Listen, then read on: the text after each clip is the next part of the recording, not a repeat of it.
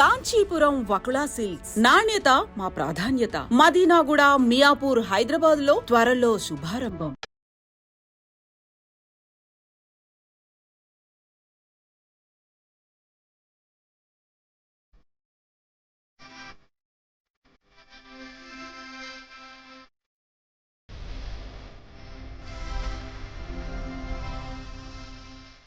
అందరికీ నమస్కారం. I dream సగర్వంగా సమర్పిస్తోంది సిల్వర్ స్క్రీన్ లెజెండ్స్.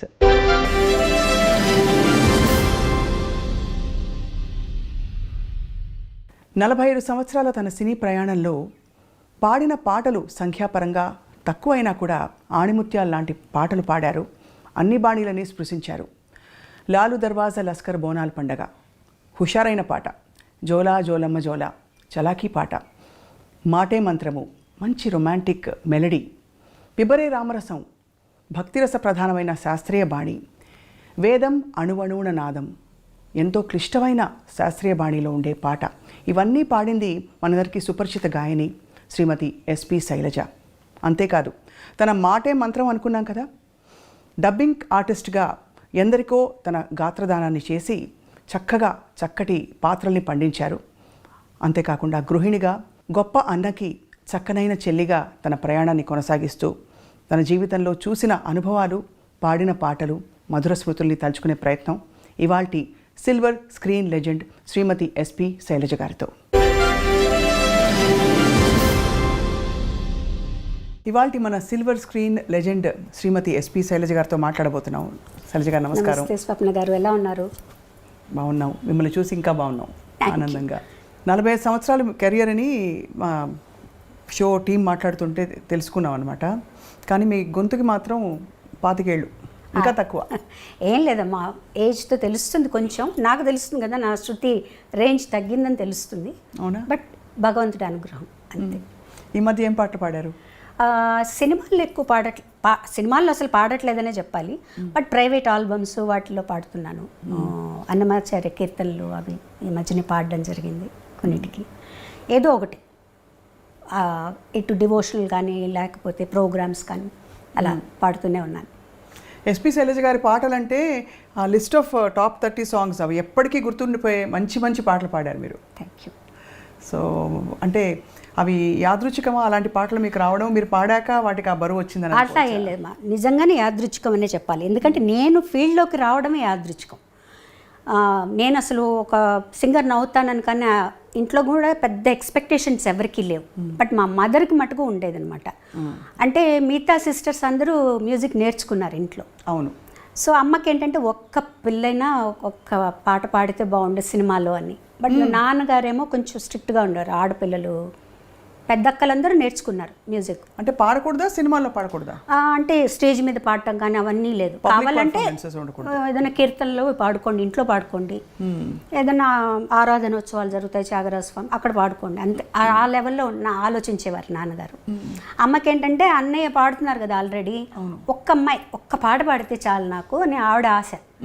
సో నా దగ్గరకు వచ్చేటప్పటికి ఏమైందంటే కొంచెం సడలింపు వచ్చింది. అంటే స్కూల్ ద్వారా వచ్చింది. స్కూల్లో కాంపిటీషన్స్లో పాడటం, ప్రైజులు రావటం. అవును. సో అమ్మ అది బాగా ఎంకరేజ్ చేసేవారు. అంటే కాంపిటీషన్స్ వరకు నాన్న ఒప్పుకునేవారు, కానీ ప్రోగ్రామ్స్కి వెళ్ళటం, స్టేజ్ మీద పాడటం ఒప్పుకునేవారు కాదు.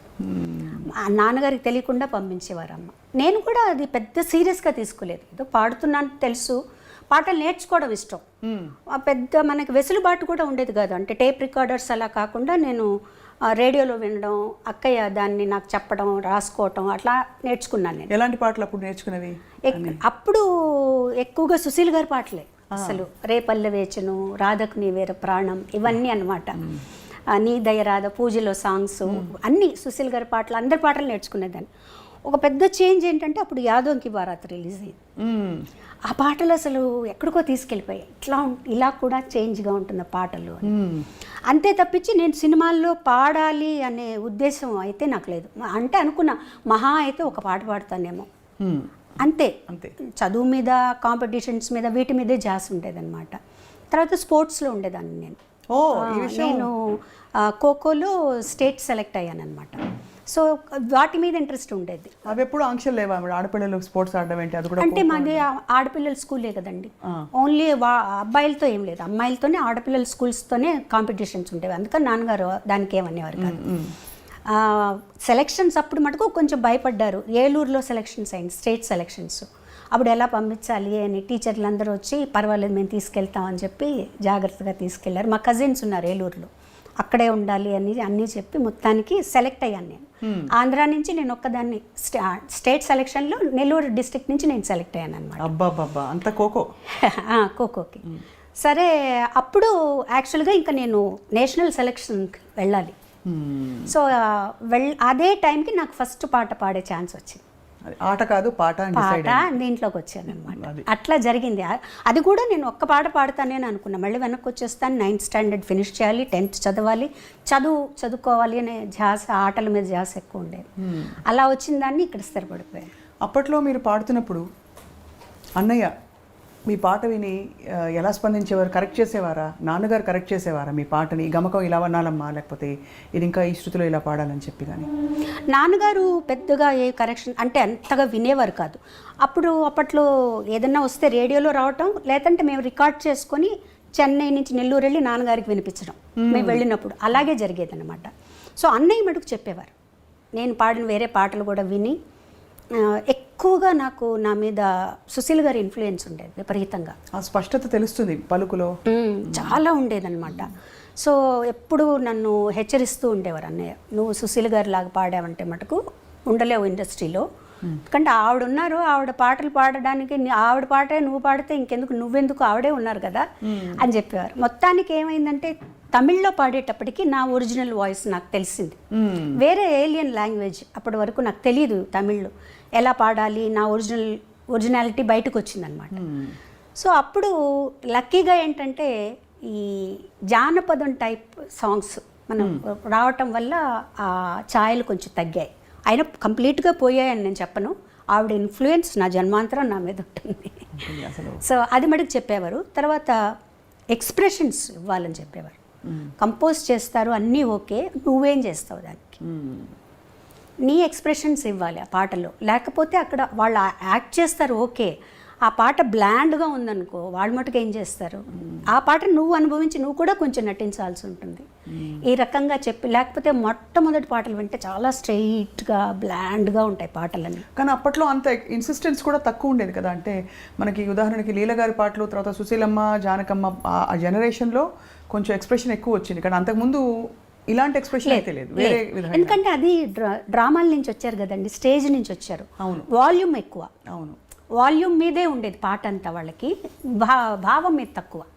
ఒక రకంగా భావం మనకి ఆ భావం రావాలి అంటే ఘంటసాల గారు, జానకి గారి దగ్గర నుంచే వచ్చింది ఆ భావాన్ని తీసుకొచ్చి. సుశీల్ గారి వాయిస్కి భావం అక్కర్లేదు అసలు, ఆవిడ గొంతుకు అలాగే ఏ భావమైనా పలికేస్తుంది అనమాట.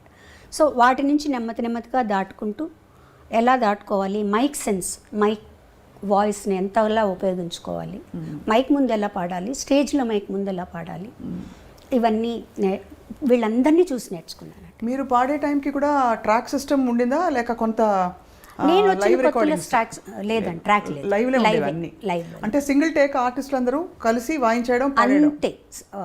మళ్ళీ ఒక తప్పు చేస్తే అందరూ వాయించారు. చాలా కష్టం అంటే అది ఆ స్కూల్ అలవాటు అయిపోయిన తర్వాత మిగతా చాలా ఈజీ అనిపిస్తాయి. ట్రాక్ పాడడం ఈజీ అనిపిస్తుంది, ఎందుకంటే అక్కడ చాలా జాగ్రత్తగా ఒక 30 పీస్ ఆర్కెస్ట్రా ఉందనుకోండి, పక్కన కో ఆర్టిస్ట్ ఇంకో చోటుకి వెళ్ళాలనుకోండి, ఇవన్నీ దగ్గర పెట్టుకోవాలి మనం.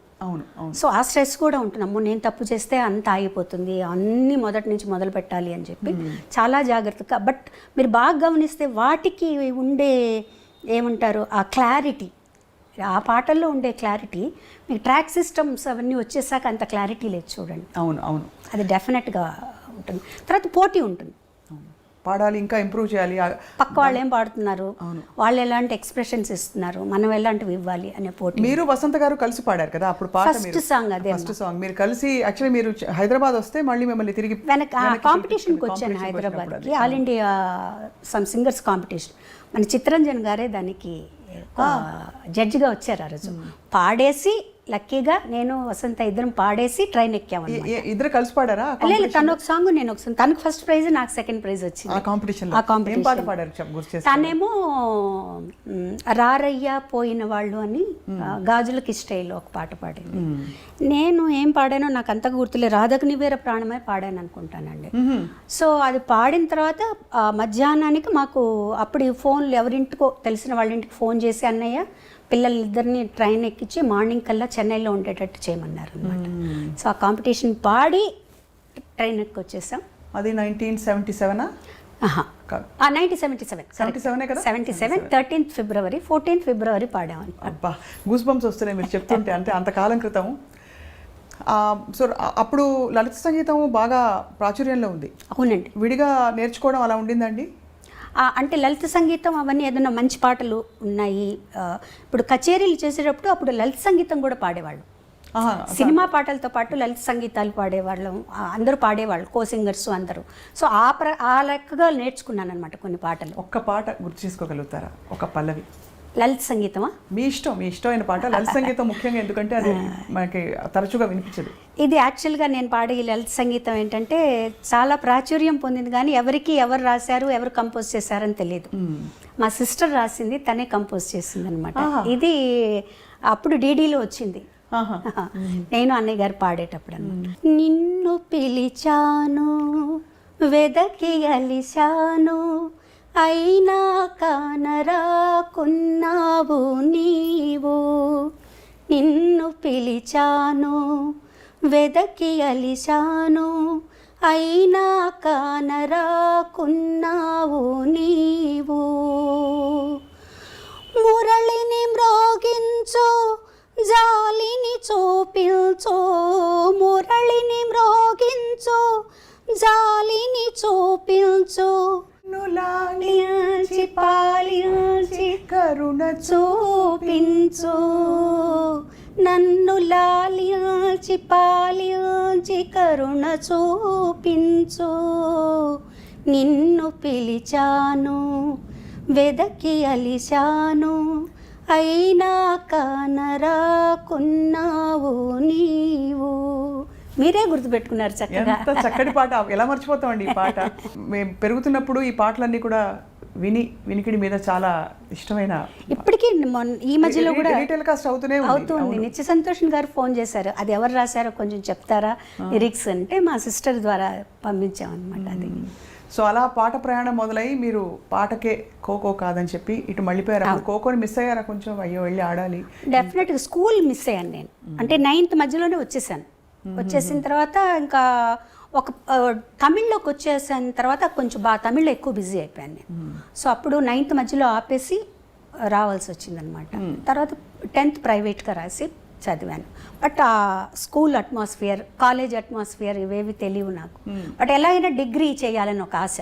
అవును. తర్వాత మళ్ళీ ఒక 5 years తర్వాత డిగ్రీ ఫినిష్ చేశారు. శైలజ గారు, మిమ్మల్ని ఎప్పుడు చూసినా అప్పటి నుంచి ఇప్పటిదాకా మీరు పాటలు పాడిన తీరు, ఇప్పుడు లాస్ట్ ఇంటర్వ్యూ మనం చేసినప్పుడు చాలా పద్ధతైన పెంపకం కొట్టొచ్చినట్టు కనిపిస్తుంది. ఎవరి ప్రభావం? అన్నయ్య ప్రభావం, లేకపోతే నాన్నగారు అమ్మగారు అలా చెప్పించి?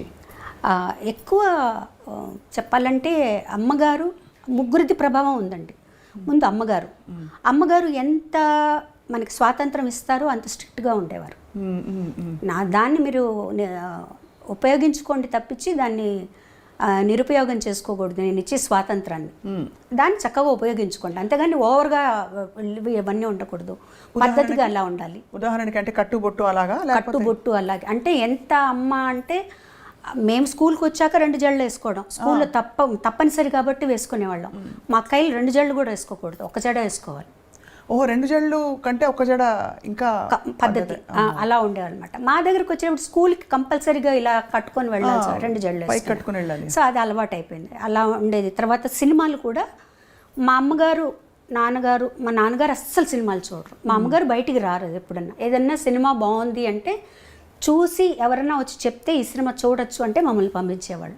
ఓహో, సినిమాలు చూడడం కూడా. తర్వాత కొంచెం మా జనరేషన్ వచ్చేటప్పటికి మేము కొంచెం స్వాతంత్రం వచ్చిందనమాట. మా అక్కయ్య వాళ్ళనైతే అసలు కొన్ని సినిమాలకి వెళ్ళకూడదు, ఏంటంటే అందులో వర్షంలో తడుస్తారట హీరో హీరోయిన్. సో అలా ఉండేది. బట్ చదువులో కానీ ఆటల్లో కానీ కాంపిటీషన్స్ పాటల్లో కానీ వీటన్నిటిలో ఎంకరేజ్ చేసేవారు. అన్ని కాంపిటీషన్స్కి పంపించేవారు. డ్రాయింగ్ కాంపిటీషన్ దగ్గర నుంచి తర్వాత జనరల్ నాలెడ్జ్ అన్నిటికీ పంపించేవారు అనమాట అమ్మ. ఆ విషయంలో మటుకు ఇది. తర్వాత ఏదైనా స్టేజ్ మీద నేను పాడుతాను అంటే మటుకు వద్దనేవారు కాదు. నువ్వు వెళ్ళు పాడు, ఆ స్టేజ్ ఫియర్ పోతుంది నీకు, ఎవరో ఒకరిని తోడిచ్చి పంపించి నాతో పాడించేవారు అనమాట. అది కూడా నాన్నగారికి అంత ఇష్టం ఉండేది కాదు. మరి ఎలా మేనేజ్ చేసి? అమ్మ మేనేజ్ చేసి తెలియకుండా పంపించేశారు. స్కూల్కి వెళ్ళిందనో ఎక్కడికో వెళ్ళిందనో అని చెప్పి పంపించేసేవారు అనమాట. వన్స్ అన్నయ్య సినిమాల్లోకి వచ్చిన తర్వాత కొంచెం బాలు సినిమాలో పాడుతున్నారు, వాళ్ళ కుటుంబం అట్లా ఇట్లా అయిన తర్వాత అప్పుడు నాన్నగారు కూడా కొంచెం పర్వాలేదు, అబ్బాయి అక్కడ ఉన్నాడు కాబట్టి అన్నయ్యతోటే కచేరీలకు వెళ్ళేదాన్ని, 1-2 కచేరీలకి హాలిడేస్లో. తను ఉన్నాడు కాబట్టి పర్వాలేదు అని చెప్పి పంపించారనమాట. మొదటి పాట పాడుతా ఉంటే సరే వెళ్ళరండి. అప్పుడు కూడా అందులో చిన్నపిల్లలం కాబట్టి ఆయన పెద్ద మాకు ఏం అడ్డంకి చెప్పలేదు. నాన్నగారికి చెప్పే తీసుకెళ్లారనమాట సాంగ్కి. ఎందుకు అడిగాను ప్రత్యేకంగా అంటే సాహిత్యాల విషయంలో కూడా కొంచెం ట్రెడిషనల్గా ఉండే ఇళ్లలో ఈ సాహిత్యం పాడద్దు పాడించద్దు అని కూడా కొన్ని ఆంక్షలను చెప్పను, కానీ కొన్ని నియమాలు ఉంటాయి. సో ఆ నియమాలు అంటే ఉదాహరణకి రొమాంటిక్ డ్యూయట్స్ ఒక దశకంలో అయితే బాగా సాహిత్యాలు కొద్దిగా శృతి మించి కూడా మనం ఉన్నాయి, ఎప్పుడూ ఉన్నాయండి. అంటే మరీ ఇప్పుడు సపోజ్ నేను అన్నయ్య పాడుతున్నాను అనుకో, అసలు నేను అన్నయ్య డ్యూయట్ పాడేటప్పుడే నేను బుక్ ఇలా అడ్డం పెట్టుకుని పాడేదాన్ని. నాకు మొహమాటంగా ఉండేది చాలా. తర్వాత తను చెప్పేవాడు ఇలా అయితే ఎలా పాడగలుగుతాం, అప్పటికి ఇంకా అంత పెద్దగా ట్రాక్ సిస్టమ్ లేదు కదా, అలా ఉంటే పాడొచ్చు, ఇద్దరం కలిసి పాడాల్సి వచ్చినప్పుడు నువ్వు అలా ఉండకూడదు, పాటగా తీసుకో అని. లక్కీగా ఏంటంటే మా ఇద్దరికి అలాంటి సాంగ్స్ రాలేదు. అవును, ఇద్దరికి అంత భయంకరమైన సాహిత్యం ఉన్నవి లేవు. ఒకవేళ 1-2 వచ్చినా కూడా తను ఏం చెప్పాడంటే మేము ఇద్దరం పాడడం ఇది, మీరు వేరే వాళ్ళ చేత పాడించేసే అని చెప్పేసేవారండి. అబ్బా, అసలు మీ ఇద్దరం తను పాడదు, మీరు వేరే ఇంకెవరి చేతన్నా పాడించుకోండి అని చెప్పేసేవారనమాట. ఆ ఇబ్బంది ఎప్పుడు నాకు అంతగా రాలేదండి. సపోజ్ ఇంకొంచెం ఏదైనా నాకు నా నాలెడ్జ్కి తెలిసి ఏదన్నా కొంచెం బాగాలేదు ఇక్కడ అంటే నేను కొంచెం ధైర్యంగానే చెప్పేదాన్ని, ఇది బాగాలేదండి నాకు ఇబ్బందిగా ఉంది అని. అప్పుడు కొంచెం మన మాటను కూడా వినేవాళ్ళండి. అప్పుడు మీరు వదులుకోవడం కూడా పెద్ద విషయం, అంటే అవకాశం కదా. అవును. అంటే మీరు దేనికి ప్రాధాన్యత అంటే ఇచ్చారు? వస్తున్నాం అప్పుడే కదా మేము కూడా వస్తున్నాం. ఒక సాంగ్ వదులుకోవడం అంటే అది చాలా పెద్ద విషయం. ఎప్పుడైనా చూపుకుంటుందా ఇప్పుడు తలుచుకుంటే? అంటే మంచి పనే చేశాను అనిపిస్తుంది. చాలా గొప్ప విషయం అండి, నా కళ్ళలో నీళ్ళు వస్తున్నాయి మీరు చెప్తుంటే. ఎందుకంటే నాకెప్పుడు మీలో ఒక గుణం, ఇది వ్యక్తిగతం అయితే ఏమనుకోకండి, కానీ అన్నయ్య గీసిన గీత నేను దాటకూడదు, అన్నయ్యకి తగ్గట్టుగా నేను ఉండాలి, అమ్మ నాన్నకి తగ్గట్టు ఉండాలనే ఆ చక్కదనం మీలో కనిపిస్తుంది. అంటే అన్నయ్య కూడా ఎప్పుడు కూడా నువ్వు ఇలా ఉండాలని ఎప్పుడు చెప్పలేదండి. తన్ని చూసే మనకు అర్థమైపోతుంది. తన ఒక్క చూపుతో ఇది నచ్చింది నచ్చలేదు అని తను మనం గమనించి చెప్పేసేయచ్చు. మన బిహేవియర్ ఎలా ఉన్నప్పుడు తను ఒక చూపు చూశాడంటే సేమ్ మా మదర్ అనమాట, ఓకే అర్థమైపోతుంది తనకు నచ్చలేదు, తనకు నచ్చినట్టు మనం ఉండాలి. అంటే చాలామంది అంటారు అంటే మీ ఇండివిజువాలిటీని వదులుకోవడం కదండి అది. బాలుగారు చెప్పినట్టే మీరు ఉండాలి, ఆయన పద్ధతిలోనే మీరు ఉండాలి అంటే నేనేం నష్టపోలేదు కదండి. నేనేమి నష్టపోలేదు. నేను ఫీల్ అయితే నాకు స్వాతంత్రం లేదు, నేను ఇలా ఉండాలి అలా ఉండాలనుకుంటున్నాను అలా వెళ్ళాలనుకుంటున్నాను అంటే అప్పుడు నేను బాధపడచ్చు.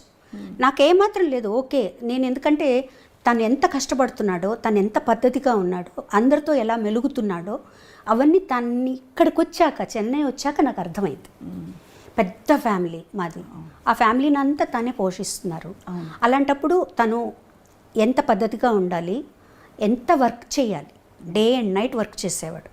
తను పిల్లలతో స్పెండ్ చేయలేదని అదని ఇదన్నీ అన్నా కూడా ఇంత ఫ్యామిలీ గడవాలి అంటే తను పిల్లలతో స్పెండ్ చేస్తే అవ్వదు. నేను ఆ ఫీల్డ్లోకి వచ్చిన తర్వాత ఇవన్నీ నాకు అర్థమయ్యాయి. మోర్ దెన్, ఎందుకంటే మిగతా వాళ్ళందరికంటే కూడా నేను తనతో ఎక్కువ స్పెండ్ చేశాను.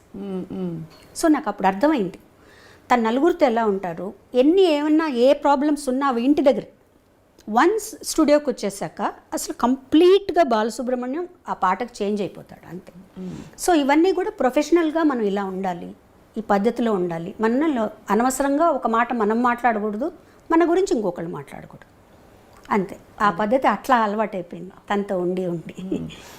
మాటే మంత్రము పాట పాడినప్పుడు మీరు చాలా చిన్నవారు, మీరు బాలుగారు కలిసి పాడిన ఈ పాట ఇప్పటికీ స్టేజ్ మీద హిట్ సాంగ్స్లో ఇష్టపడి, నేను సినిమా పాటలు నాకు అన్నీ రావు కానీ పాడమంటే ఈ పాట చాలా ఇష్టంగా ఎంచుకునే పాట.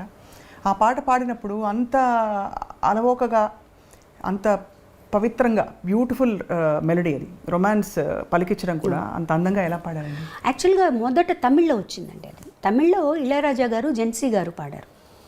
సింగర్ జెన్సీ గారు ఉండేవారు తమిళ్లో, ఆవిడ పాడారు. ఆ పాట విన్నప్పుడు నేను చాలా ఇన్స్పైర్ అయ్యాను. ఎంత బాగుంది ఈ సాంగ్, అసలు బ్యాక్గ్రౌండ్స్ కానీ సాంగ్ కానీ, ఇట్లాంటి పాటలు పాడే అదృష్టం దొరుకుతుంది అన్నప్పుడు సీతాకోకచిలకలో ఇవాళ రికార్డింగ్ ఉందని వెళ్ళిన తర్వాత ఆ ట్యూన్ వినిపించగానే నాకు అసలు చాలా ఆనందం వేసేసింది అనమాట. ఈ పాట మనం పాడాలనుకున్నాం, మనకు వచ్చింది ఈ పాట అని. ఆ బ్యాక్గ్రౌండ్స్ మీరు ఇప్పుడు కాదు, ఇంకో 10 సంవత్సరాల తర్వాత విన్నా కూడా అండి మనల్ని ఎక్కడికో తీసుకెళ్ళిపోతాయి. అప్పుడు ఇలా చేశారా, ఇంత మంచి బ్యాక్గ్రౌండ్స్ ఇచ్చారా, ఇంత బ్యూటిఫుల్గా ఒక సాంగ్ కంపోజ్ చేశారా అనిపిస్తుంది. ఎన్నిసార్లు పాడినా, మీరు అన్నట్టు ఆ పాట ఎన్నిసార్లు పాడినా కూడా మనల్ని ఒక లోకల్లోకి తీసుకెళ్ళిపోతుంది. కానీ నేను అన్నయ్య కూడా ఇద్దరం చాలా ఎంజాయ్ చేస్తూ ఆ పాటని, చాలా అందంగా రావాలి పాట అని ఒక తపంతో పాడా. నిజంగా ఆ పైకి వెళ్ళిన ఆ 2 లైన్లు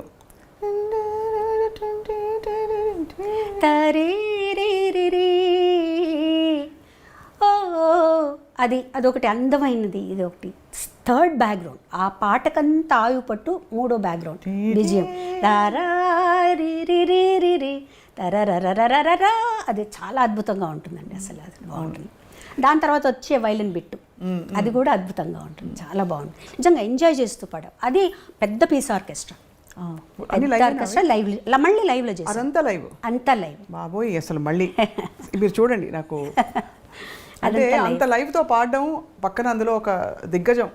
అవును, ఎస్పి బాలు గారు. ఎంత అన్నయ్య అయితే కూడా బాలు అదే బాలుగారి కంటే కూడా అన్నయ్యగానే భయం ఎక్కువ అనమాట. ఎందుకంటే తను ఎలా పాడతాడు, తన క్యాలిబర్ ఏంటో అన్నీ తెలుసు నాకు కదా. పాటని ఇలా నేర్చుకొని పాడేస్తాడు తను. సో కనీసం మనం 50% పాడాలి తనకి మ్యాచ్ అవ్వాలంటే అనమాట. సో ఆ పాట తనతో పాడడం అనేది చాలా చాలా చాలా అదృష్టం అని చెప్పాలండి నిజంగా.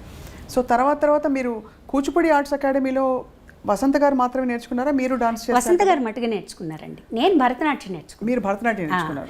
అది కూడా ఎలా అయిందంటే, నేను భరతనాట్యం నేర్చుకోలేదు. పాప పల్లవి నేర్చుకునేది భరతనాట్యం ఇంట్లో. మాస్టర్ ఇంటికి వచ్చేవారు. నేను మధ్యాహ్నం రికార్డింగ్ బ్రేక్ అయ్యి భోజనానికి వచ్చినప్పుడు ఆయన కూర్చొని ఉండేవారు.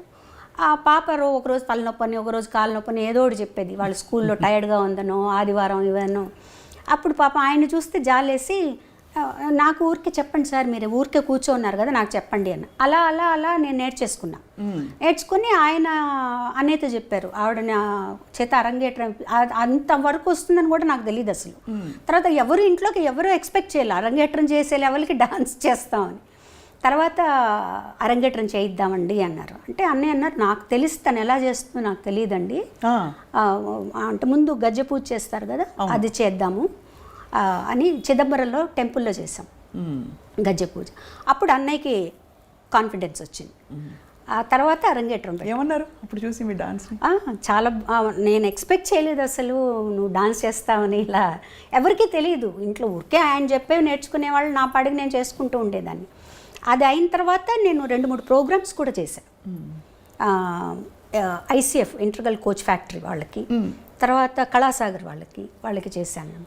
కాకపోతే ఏంటంటే డాన్సు, పాట డాన్సు 2 ఎంచుకోవాలంటే ఒకటే ఎంచుకోవాలంటే బాగా స్టామినా కావాలి డాన్స్కి. తర్వాత స్వెట్ విపరీతంగా పోతుంది మీకు. అవును, గొంతు బాగా కొంచెం దెబ్బతింటుందని నేను చెప్పను, మనకు సహకరించదు. అది బాలమురళి గారు, చిట్టిబాబు గారు ఇద్దరు చెప్పారు నాకు. అంటే పాట వదులుకుని డాన్స్ చేయొద్దు అలా చెప్పారా డైరెక్ట్? అంటే నువ్వు ఆలోచించుకో, నువ్వు డాన్స్ చేస్తూ ఉన్నావంటే పాడలేవు అంటే. నేను అనుకున్నాను అనమాట, నాకు పాట మించి వేరే ఏమీ లేదు కదా. కానీ నేను ఆ పాపం మా మాస్టర్ గారు అయితే ఇంత నేర్చుకొని 2 ప్రోగ్రాంలు చేసి వదిలిపెట్టకమ్మా అని కూడా అన్నారు. లేదు సార్, నాకు పాటే ముఖ్యం, నేను పాట మీద ఉంటాను. లైక్ అంటే ప్రతిదానికి ఒక కారణం ఉంటుందండి, కారణం లేకుండా ఏది ఉండదు. ఆ నేర్చుకోవడం అనేది నాకు సాగర సంగమానికి ఉపయోగపడింది. ఆ డాన్స్ అరంగేట్రం చూసే విశ్వనాథ్ గారు అది మరొక అంటే మలుపు అని చెప్పొచ్చు. బికాజ్ చాలా చాలా పెద్ద మలుపు. మీరు నటనలోకి రావడం, అఫ్కోర్స్ ఒకే సినిమాలో వేశారు కానీ గుర్తుండిపోయే పాత్ర. అప్పుడు విశ్వనాథ్ గారు చూసి అడిగినప్పుడు మళ్ళీ ఆలోచించారా ఇది మళ్ళీ నేను యాక్టింగ్ ఫీల్డ్? అబ్బాయి ఆలోచించడం క్వశ్చనే లేదండి, నేను చెయ్యను అని చెప్పేసాను. ఓకే. ఉండాలి. విశ్వనాథ్ గారు అడిగారు, ఏడుది నాగేశ్వరరావు గారు ఆయన అడిగారు, అందరూ అడిగారు. అన్నయ్య చేతి చెప్పించారు, మా వదిన గారి చేతి చెప్పించారు, విశ్వనాథ్ గారు మిస్సెస్ చేతి చెప్పించారు. నేను చెయ్యను అని చెప్పాను. ఎంత స్పష్టత అలా ఎలా వచ్చేసింది? అన్నయ్య కూడా వద్దని అనలేదు కదా? ఎవ్వరు వద్దలేదు. అన్నయ్య కూడా నువ్వు చేస్తే బాగుంటుందని చెప్పారు, అందరూ చెప్పారు. అందులో విశ్వనాథ్ గారి సినిమా తన దగ్గరుండి చూసుకుంటారు, నీకు భయం లేదని. నాకు వద్దు, నేను కంఫర్టబుల్ కాదు, నాకు వద్దు, నేను చేయను అని చెప్పేసాను. నేను పాటలే పాడుకుంటాను. విశ్వనాథ్ గారు తెలివిగా ఏం చేశారంటే మా నాన్నగారి దగ్గరికి వెళ్ళి మా నాన్నగారి దగ్గర ఒప్పించారు. బాబాయ్ నేను మంచి క్యారెక్టర్, దాని చేత చేయిస్తాను, ఎటువంటి చెడ్డ పేరు రాదు అవన్నీ చెప్తే ఇంకా నాన్నగారు నన్ను పిలిచి అన్నయ్య అంతలా అడుగుతున్నారమ్మా నువ్వు చేయొచ్చు కానీ రిలక్టెంట్గానే ఒప్పుకున్నానండి ఆ క్యారెక్టర్. నిజంగా అంటే సరిపోయింది, నేను ఇష్టం లేకుండా చేయబట్టి ఆ క్యారెక్టర్ కరెక్ట్గా సరిపోయినట్టే అనిపిస్తుంది నాకు. నాకు యాక్టింగు అంత కష్టం అనిపించలేదు, ఎందుకంటే ప్రతిదీ విశ్వనాథ్ గారు కరెక్ట్గా యాక్ట్ చేసి ఇలా చెయ్యాలి, చిన్న చిన్న మూమెంట్స్ జుట్టు ఇలా వెనక్కి వేసుకోవడం దగ్గర నుంచి ఆయన చేసి చూపించేవారు. మా నాన్నగారి మీద నాకెంతో గౌరవం ఉంది, భక్తి ఉంది. ఇప్పుడు తప్పులు తెలుసుకుని నేను ఆయన మర్చిపోలేను. అందుకే చెప్తున్నాను, నువ్వు నాతో వస్తావో ఇక్కడే ఉంటావో ఆలోచించు. శైలు, నువ్వు ఇంకా చిన్న పిల్లవే అనుకున్నాను. చాలా ఎదిగిపోయావమ్మా.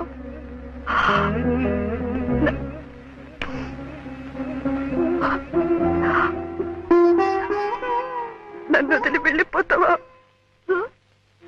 మన ఇంటి గౌరవం మనల్ని వదిలి వెళ్ళిపోయే ముందు నేనైనా జాగ్రత్త పడ్డం మంచిది.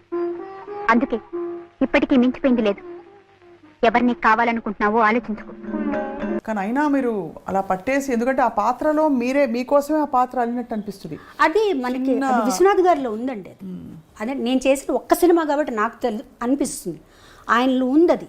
అంటే అఫ్కోర్స్ మనలో కూడా ఆ జీల్ రావాలి, చెయ్యాలి అని ఆయన చేస్తుంటే మనకు ఆటోమేటిక్గా వచ్చేస్తుంది. తర్వాత ఫస్ట్ నేను భయపడింది ఏంటంటే కమల్ హాసన్ గారు ముందర చేయాలి. ఇది శాస్త్రీయ నృత్యమా? కాదా? ఏ సాంప్రదాయం? ఎన్ని సాంప్రదాయాలు ఉన్నాయో కూడా తెలుసా నీకు? దీన్ని భరతనాట్యం అంటారు.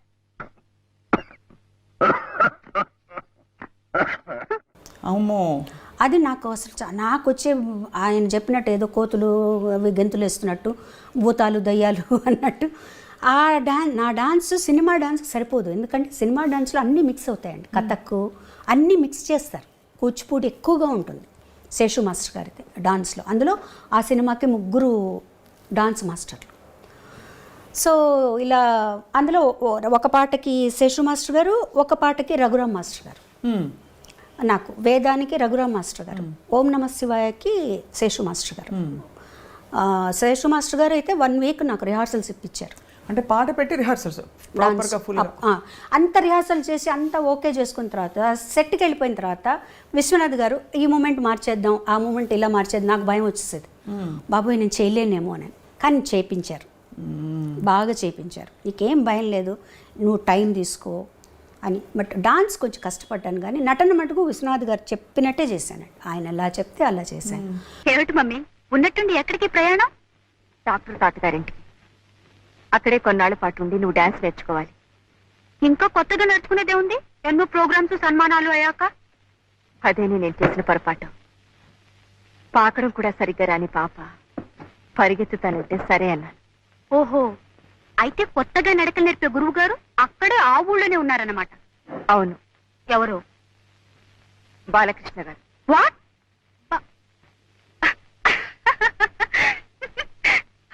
Are you joking? నీతో వేళపడలేమిటి?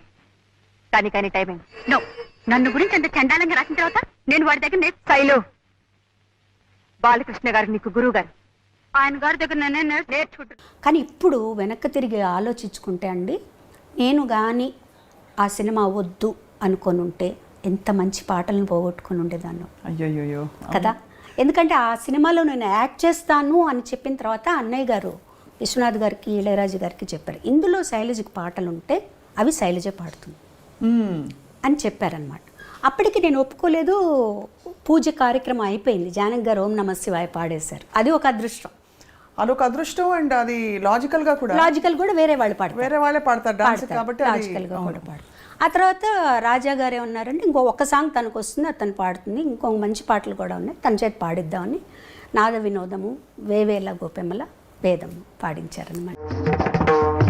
నాద వినోదము నాట్య విలాసము పరమ సుఖము పరము, అభినయ వేదము సభకనువాదము సలుపు పరమ పదము, భావములు భంగిమలు గానములు గమకములు, భావములు భంగిమలు గానములు గమకములు, ఆంగికమౌతపమీ గతి సేయగ నాద వినోదము నాట్య విలాసము పరమ సుఖము పరము,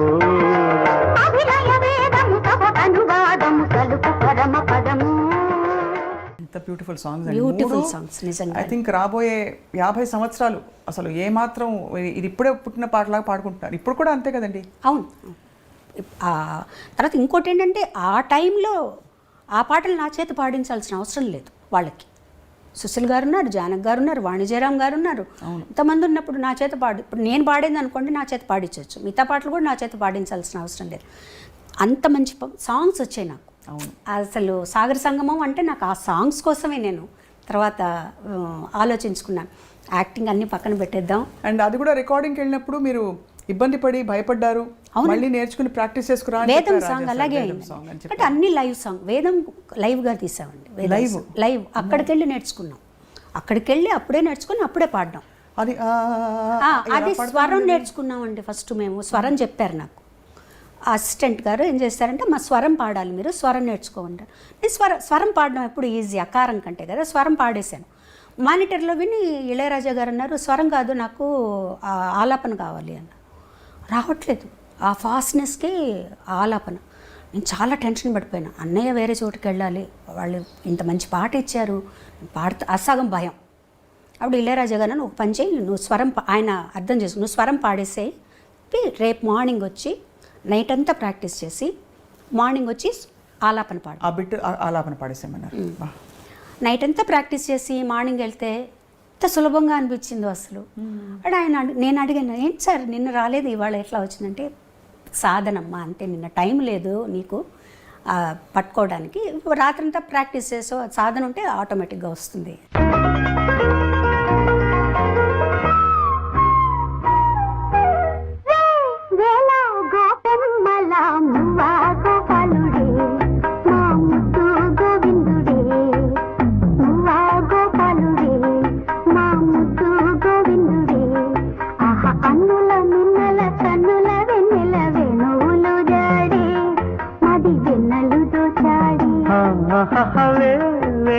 గోపెమ్మల మువ్వ గోపాలుడే మా ముద్దు గోవిందుడే అని చెప్పారనమాట. సో అదొక మంచి ఎక్స్పీరియన్స్ నాకు. ఆ పాట రూమ్లోకి వెళ్ళి తలుపేసుకొని ఇంకా అదే పని నాకు. ఎంత హై పిచ్ అండి వేవేల గోపమ్మల, అది కూడా రెండు చాలా హై పిచ్. ఆ హమ్మింగ్ తీసుకోవడం ఒకటి, అదే పాటకు మళ్ళీ యాక్ట్ చేయడం కూడా అంతే ఫాస్ట్లో వస్తుంది అమ్మాయి. ఆ హమ్మింగ్ పాడుకుంటూ వస్తుంది. అవును, అది ఒక టెన్షన్ నాకు డాన్స్లో ఆ పాటకి. అది మీరు యాక్ట్ చేస్తున్నప్పుడు ఎంత యాక్టింగ్ మీద ఆ షాట్ మీద దృష్టి ఉన్నా నా పాట వినిపిస్తోంది అనే ఒక మధ్య మధ్యలో ఇక్కడ ఎక్కడన్నా ఏమన్నా తప్పులు పాడనా సింగర్కి తప్పదుగా, ఎప్పుడు తప్పకుండా ఉంటుంది. ఎన్ని పాడినా ఎంత చేసినా మళ్ళీ అక్కడ ఆ టెన్షన్ ఉంటుంది మనకి. కానీ ఇట్స్ ఒక గ్రేట్ ఎక్స్పీరియన్స్ అండి నిజంగా. సాగర సంగమం అనేది నాకు ఒక చిరునామా నిజంగా. ఇప్పుడు వెనక్కి తిరిగి చూసుకుంటే ఒక చిరునామా.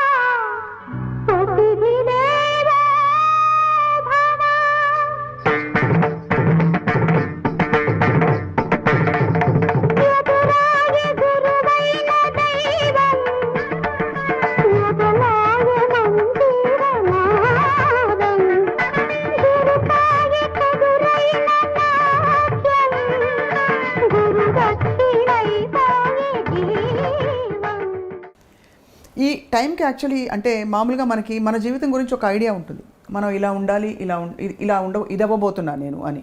ఆ పాటకి మీకు మైండ్లో బాగా సెట్ అయిపోయి ఉంటుంది, అంటే మీరు సింగర్ అయిపోయారని. అప్పటికే చాలా పాటలు పాడారు, but singing is my life and my career అని ఆ క్షణం ఏ క్షణంలో మీకు అర్థమైంది?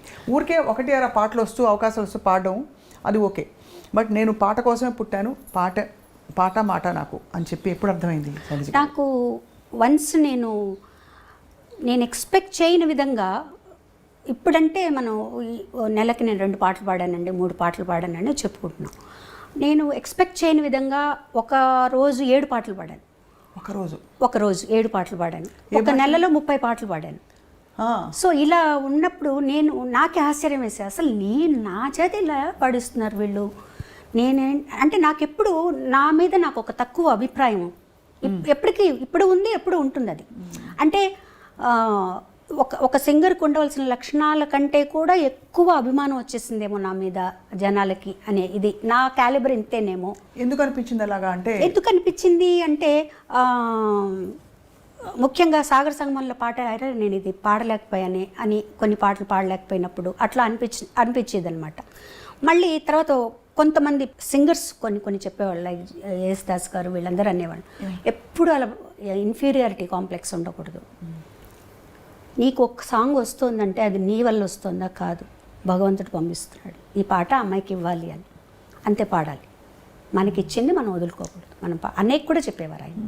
అన్నయ్య కూడా ఇదే ఆలోచనలో ఉండేవారు, నాకు రావాల్సిన దానికంటే ఎక్కువ వచ్చేసిందేమో, పేరు ప్రఖ్యాతులు, నేను ఇంకా సాధన చేయాలేమో, ఇవన్నీ ఉండేవి అనమాట. ఆయన చెప్పేవారు ఎప్పుడు అలా అనుకోవద్దు, మీకు ఈ పాటలు ఎందుకు వస్తున్నాయి, వాళ్ళు ఏమైనా ఊరికే పిలిచి మీరేమన్నా వాళ్ళకి ఏమన్నా లంచాలు ఇస్తే వస్తున్నాయా? రావట్లేదు కదా.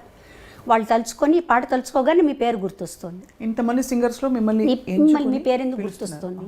ఈ పాట మీది, అట్లా అనుకోండి. ఆ తర్వాత నేను తమిళ్లో చాలా బిజీ అయిపోయాను. தமிழ்ல என்னென்ன பாடிருக்கீங்க? நிறைய பாடிருக்கேன் தமிழ்ல. எனக்கு தமிழ் பாட்டு ரொம்ப தெரியாது, மன்னிச்சிடுங்க.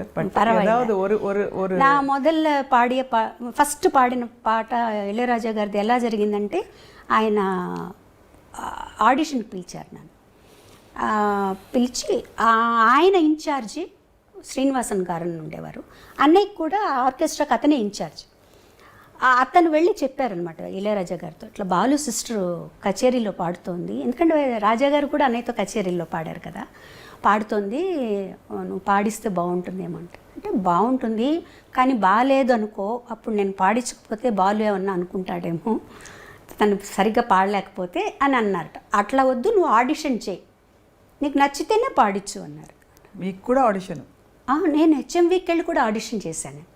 మాకు కూడా ఏంటంటే అప్పుడు అందరికీ ఆడిషన్, మైక్ టెస్ట్ చేసేవాళ్ళు, ఈ వాయిస్ మైక్ సరిపోతుందంటేనే తీసుకునేవాళ్ళు.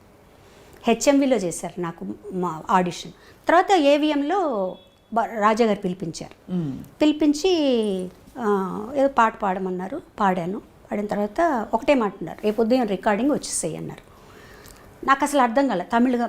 ఆయన అంటే ఈతను చెప్పారనమాట, రేపు మార్నింగ్ రికార్డింగ్ ఉందట, పూజ నువ్వు పాడుతున్నావు రమ్మన్నారు. నేను నాకు ఇళయరాజా గారని ఆయన పెద్ద అప్పటికే ఎస్టాబ్లిష్ అయిపోయారు, ఆయన సూపర్ హిట్ సినిమాలు వచ్చేసాయని, అన్నకిళి ఇవన్నీ. ఇంటికి రాగానే అందరూ ఏమైంది ఇంట్లో అందరూ అడిగితే, రేపు మార్నింగ్ రికార్డింగ్ పూజట, నన్ను రమ్మన్నారు సోలో సాంగ్ అంటే, ఓ మా చిన్నన్న అయితే నిజంగా అవును రా, రేపు మార్నింగ్, నేను మామూలుగా రేపు మార్నింగ్ రికార్డింగ్ అట రమ్మన్నారు. రికార్డింగ్కి వెళ్ళాను. నాకు ఏమీ తెలీదు స్వప్న గారు, నిజంగా చెప్పాలంటే ఏమీ తెలీదు. ఒక పెన్ను చేతిలో పెట్టుకున్నాను రాసుకోవడానికి. వెళ్ళి అన్నయ్య ఏం చెప్పారంటే, నువ్వు ఒక ప్రొఫెషనల్ సింగర్గా రాణించాలంటే నీ పాటికి నువ్వు వెళ్ళాలి, నీ వెనకాల ఒకళ్ళు రావాలి, నన్ను దింపాలి, నన్ను తీసుకెళ్ళాలి, అట్లా లేదు, నేను అక్కడ దింపేస్తారు, నువ్వు వెళ్ళి పరిచయం చేసుకొని నువ్వు వెళ్ళాను. సరే నాకేంటి, రాజా గారు నిన్ను చూసాం కదా, అలాగే శ్రీనివాసన్ గారు ఉంటారు, భయం లేదని చెప్పి నేను వెళ్ళిపోయి పూజ కార్యక్రమం జరుగుతోంది. నేను ఒక తలుపు పక్క నిలబడ్డా, కూర్చోవాలని కూడా తెలియదు నాకు. వాళ్ళందరూ ఇంకా సింగర్ రాలేదు అని అంటున్నారు, నా వైపు చూస్తున్నారు, వెళ్తున్నారు, కానీ నేను సింగర్ అని ఎవరికి తెలీదు, నేను చెప్పలేదు, నాకు తెలీదు వాళ్ళు ఏం మాట్లాడుతున్నారు. తర్వాత కాసేపు అయిన తర్వాత ఎవరో వచ్చి, పాప నువ్వు పాడుతావా, సింగర్వా? అవును, రామ్మా నీకోసం వెయిట్ చేస్తున్నారు రాజా గారు అని తీసుకెళ్ళారు.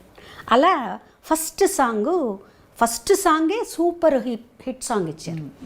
అది ఇచ్చిన తర్వాత, ఆ పాట అయిపోయిన తర్వాత ఆయన అన్న మాట ఒకటే, ఈ గొంతు నాకు చాలు అన్నారు అని మధ్యాహ్నం పాట నువ్వు నాతో డ్యూయట్ పాడతావా అని అడిగారు. తప్పకుండా అప్పటికి నాకు తెలిసింది రాజా గారు అంటే ఏంటి, ఇంట్లో వాళ్ళందరూ వాళ్ళ ఎక్స్పెక్టేషన్స్ ఎట్లా ఉన్నాయి, రెండో సాంగ్ కూడా పాడదామని పిలుస్తున్నారని. తప్పకుండా పాడతానండి అని అక్కడే ఉండి 2 సాంగ్స్ పాడి వచ్చానమాట. ఇంత చేసి మీరు ఇంత పాట వెనక సరే నాన్నగారు చూసి చూడనట్టు కొంచెం ముందు ఎంకరేజ్ చేస్తూనే నాన్నగారి దగ్గర డైరెక్ట్గా మీరు ఏమైనా పాట హరికథ కానీ పాట కానీ నేర్చుకున్నారు? నాన్నగారు ప్రతి సంవత్సరం త్యాగరాజ ఉత్సవాలు చేసేవారండి నెల్లూరులో, ఆరాధనోత్సవాలు చేసేవారు. ఆయనకి మా అమ్మగారికి ఏంటంటే ఎప్పుడైనా సరే నేను కానీ అన్నయ్య కానీ లేకపోతే మా చిన్న చెల్లెలు కానీ హరికథ చెప్పాలి అని చాలా ఇంట్రెస్ట్గా ఉండేది. అన్నయ్యకి కూడా ఉండేది అది. నేను కొంచెం నేర్చుకున్నాను కానీ నాకెందుకు కొంచెం సిగ్గు అనిపించేది హరికథ. కానీ నాన్న దగ్గరికి వెళ్ళి చెప్పాను, నాన్న నేను హరికథ చెప్పలేను కానీ నాకు ఒకసారి ఒక 15 నిమిషాలు టైం ఇస్తే నేను పాడుతాను అన్నాను. ఆయనకి చెప్పారు సినిమా పాటలంతా పాడకూడదు, త్యాగరాజ స్వామి కీర్తనలే పాడాలి అని. అట్లాగే నన్ను ఒక 3 కీర్తనలు నేర్చుకుని నేను పాడతాను, తప్పకుండా పాడతాను. అలా అప్పుడు కూడా ఏం చేశారంటే ఆయన 3 గంటల స్లాట్ ఇచ్చారు, చిన్నపిల్లలందరూ పాడే స్లాట్లో పాడించారనమాట. సో దానికి మా ఇంటి నుంచి అందరూ కథలు వచ్చి అదేదో నేను పెద్ద కచేరీ చేస్తున్నట్టు అనమాట.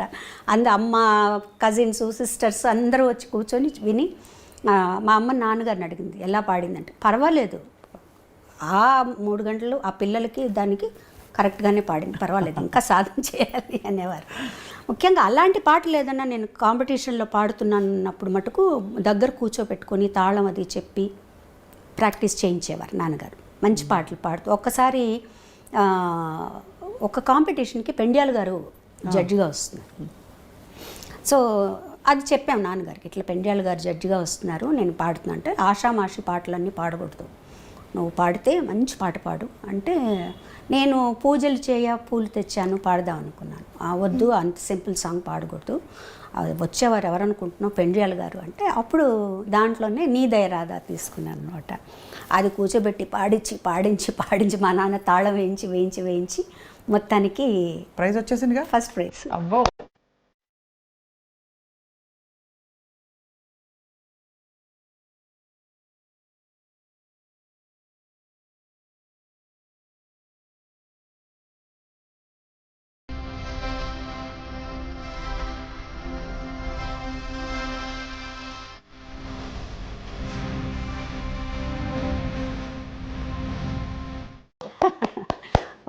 సో ఆయన వచ్చి మాట్లాడి ఆశీర్వదించి తర్వాత ఆయన మ్యూజిక్ డైరెక్షన్లో పాడాను.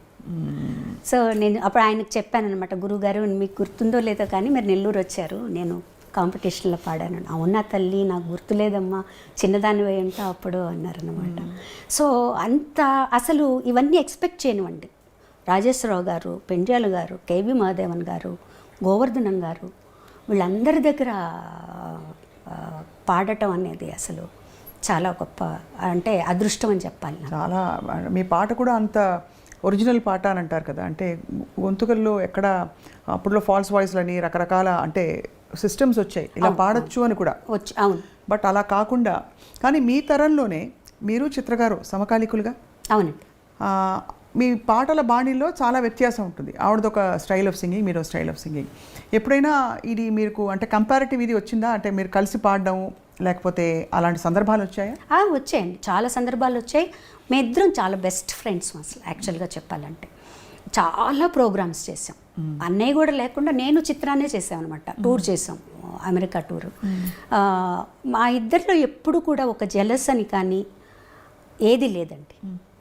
ఒక్కసారి నేను పాడిన పాట మళ్ళీ తన చేత పాడించేవారు. తను నాకు ఫోన్ చేసేది, శైలా ఇట్లా నువ్వు పాడిన పాట నన్ను పాడమని అడుగుతున్నారు అంటే మీ వాయిస్ తీసి పాడించే. నేను ఆల్రెడీ రికార్డ్ చేసేసింది. ఎందుకు అలా జరుగుతుంది? అందులో మీరు అంటే ఇది సున్నితమైన ప్రశ్న, కానీ మీ పాట అంత బాగుంది ఒకటి. రెండోది మీరు ఎస్పి బాలు గారి సోదరి. అట్లా కాదండి, ఇక్కడ అలా ఉండదు. ఆ టైంలో ఎవరు హైలైట్గా ఉన్నారు దాన్ని బట్టి ఉంటుంది. అంటే ఎక్కువ ప్రామినెన్స్ ఎవరికి ఉంది అప్పుడు అట్లా కూడా చూస్తారు. మా సినిమాలో చిత్రగారు పాడితే బాగుంటుందండి, మ్యూజిక్ డైరెక్టర్ నన్ను పిలిపి పాడిపించారనుకోండి, లేదంటే ఆ పాట చిత్రగారి చేత పాడిస్తామని. అట్లా తను పాడిన పాటలు కూడా నేను పాడిన ఉన్నాయి. ఓ మచ్చుకు ఒక పాట అంటే మెన్షన్ చేయడానికి, స్వప్న వేణువేదో సంగీత్, అది ఒరిజినల్ నేను పాడాను.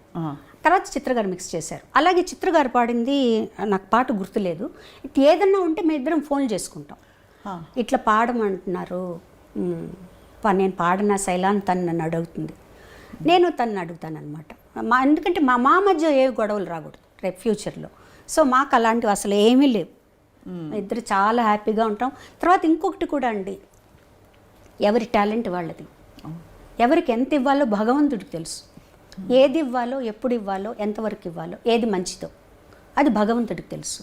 దాన్ని మించి మనం ఏది ఆశించకూడదు. మనకి ఏది వస్తే అదే సంతోషం కదా. ఇప్పుడు నాకు ఒక టాలెంట్ నాకు ఉండొచ్చు, దాన్ని మించి తనకు ఒకటి ఉండొచ్చు, దాన్ని మించి నాకు ఇంకొకటి ఉండొచ్చు.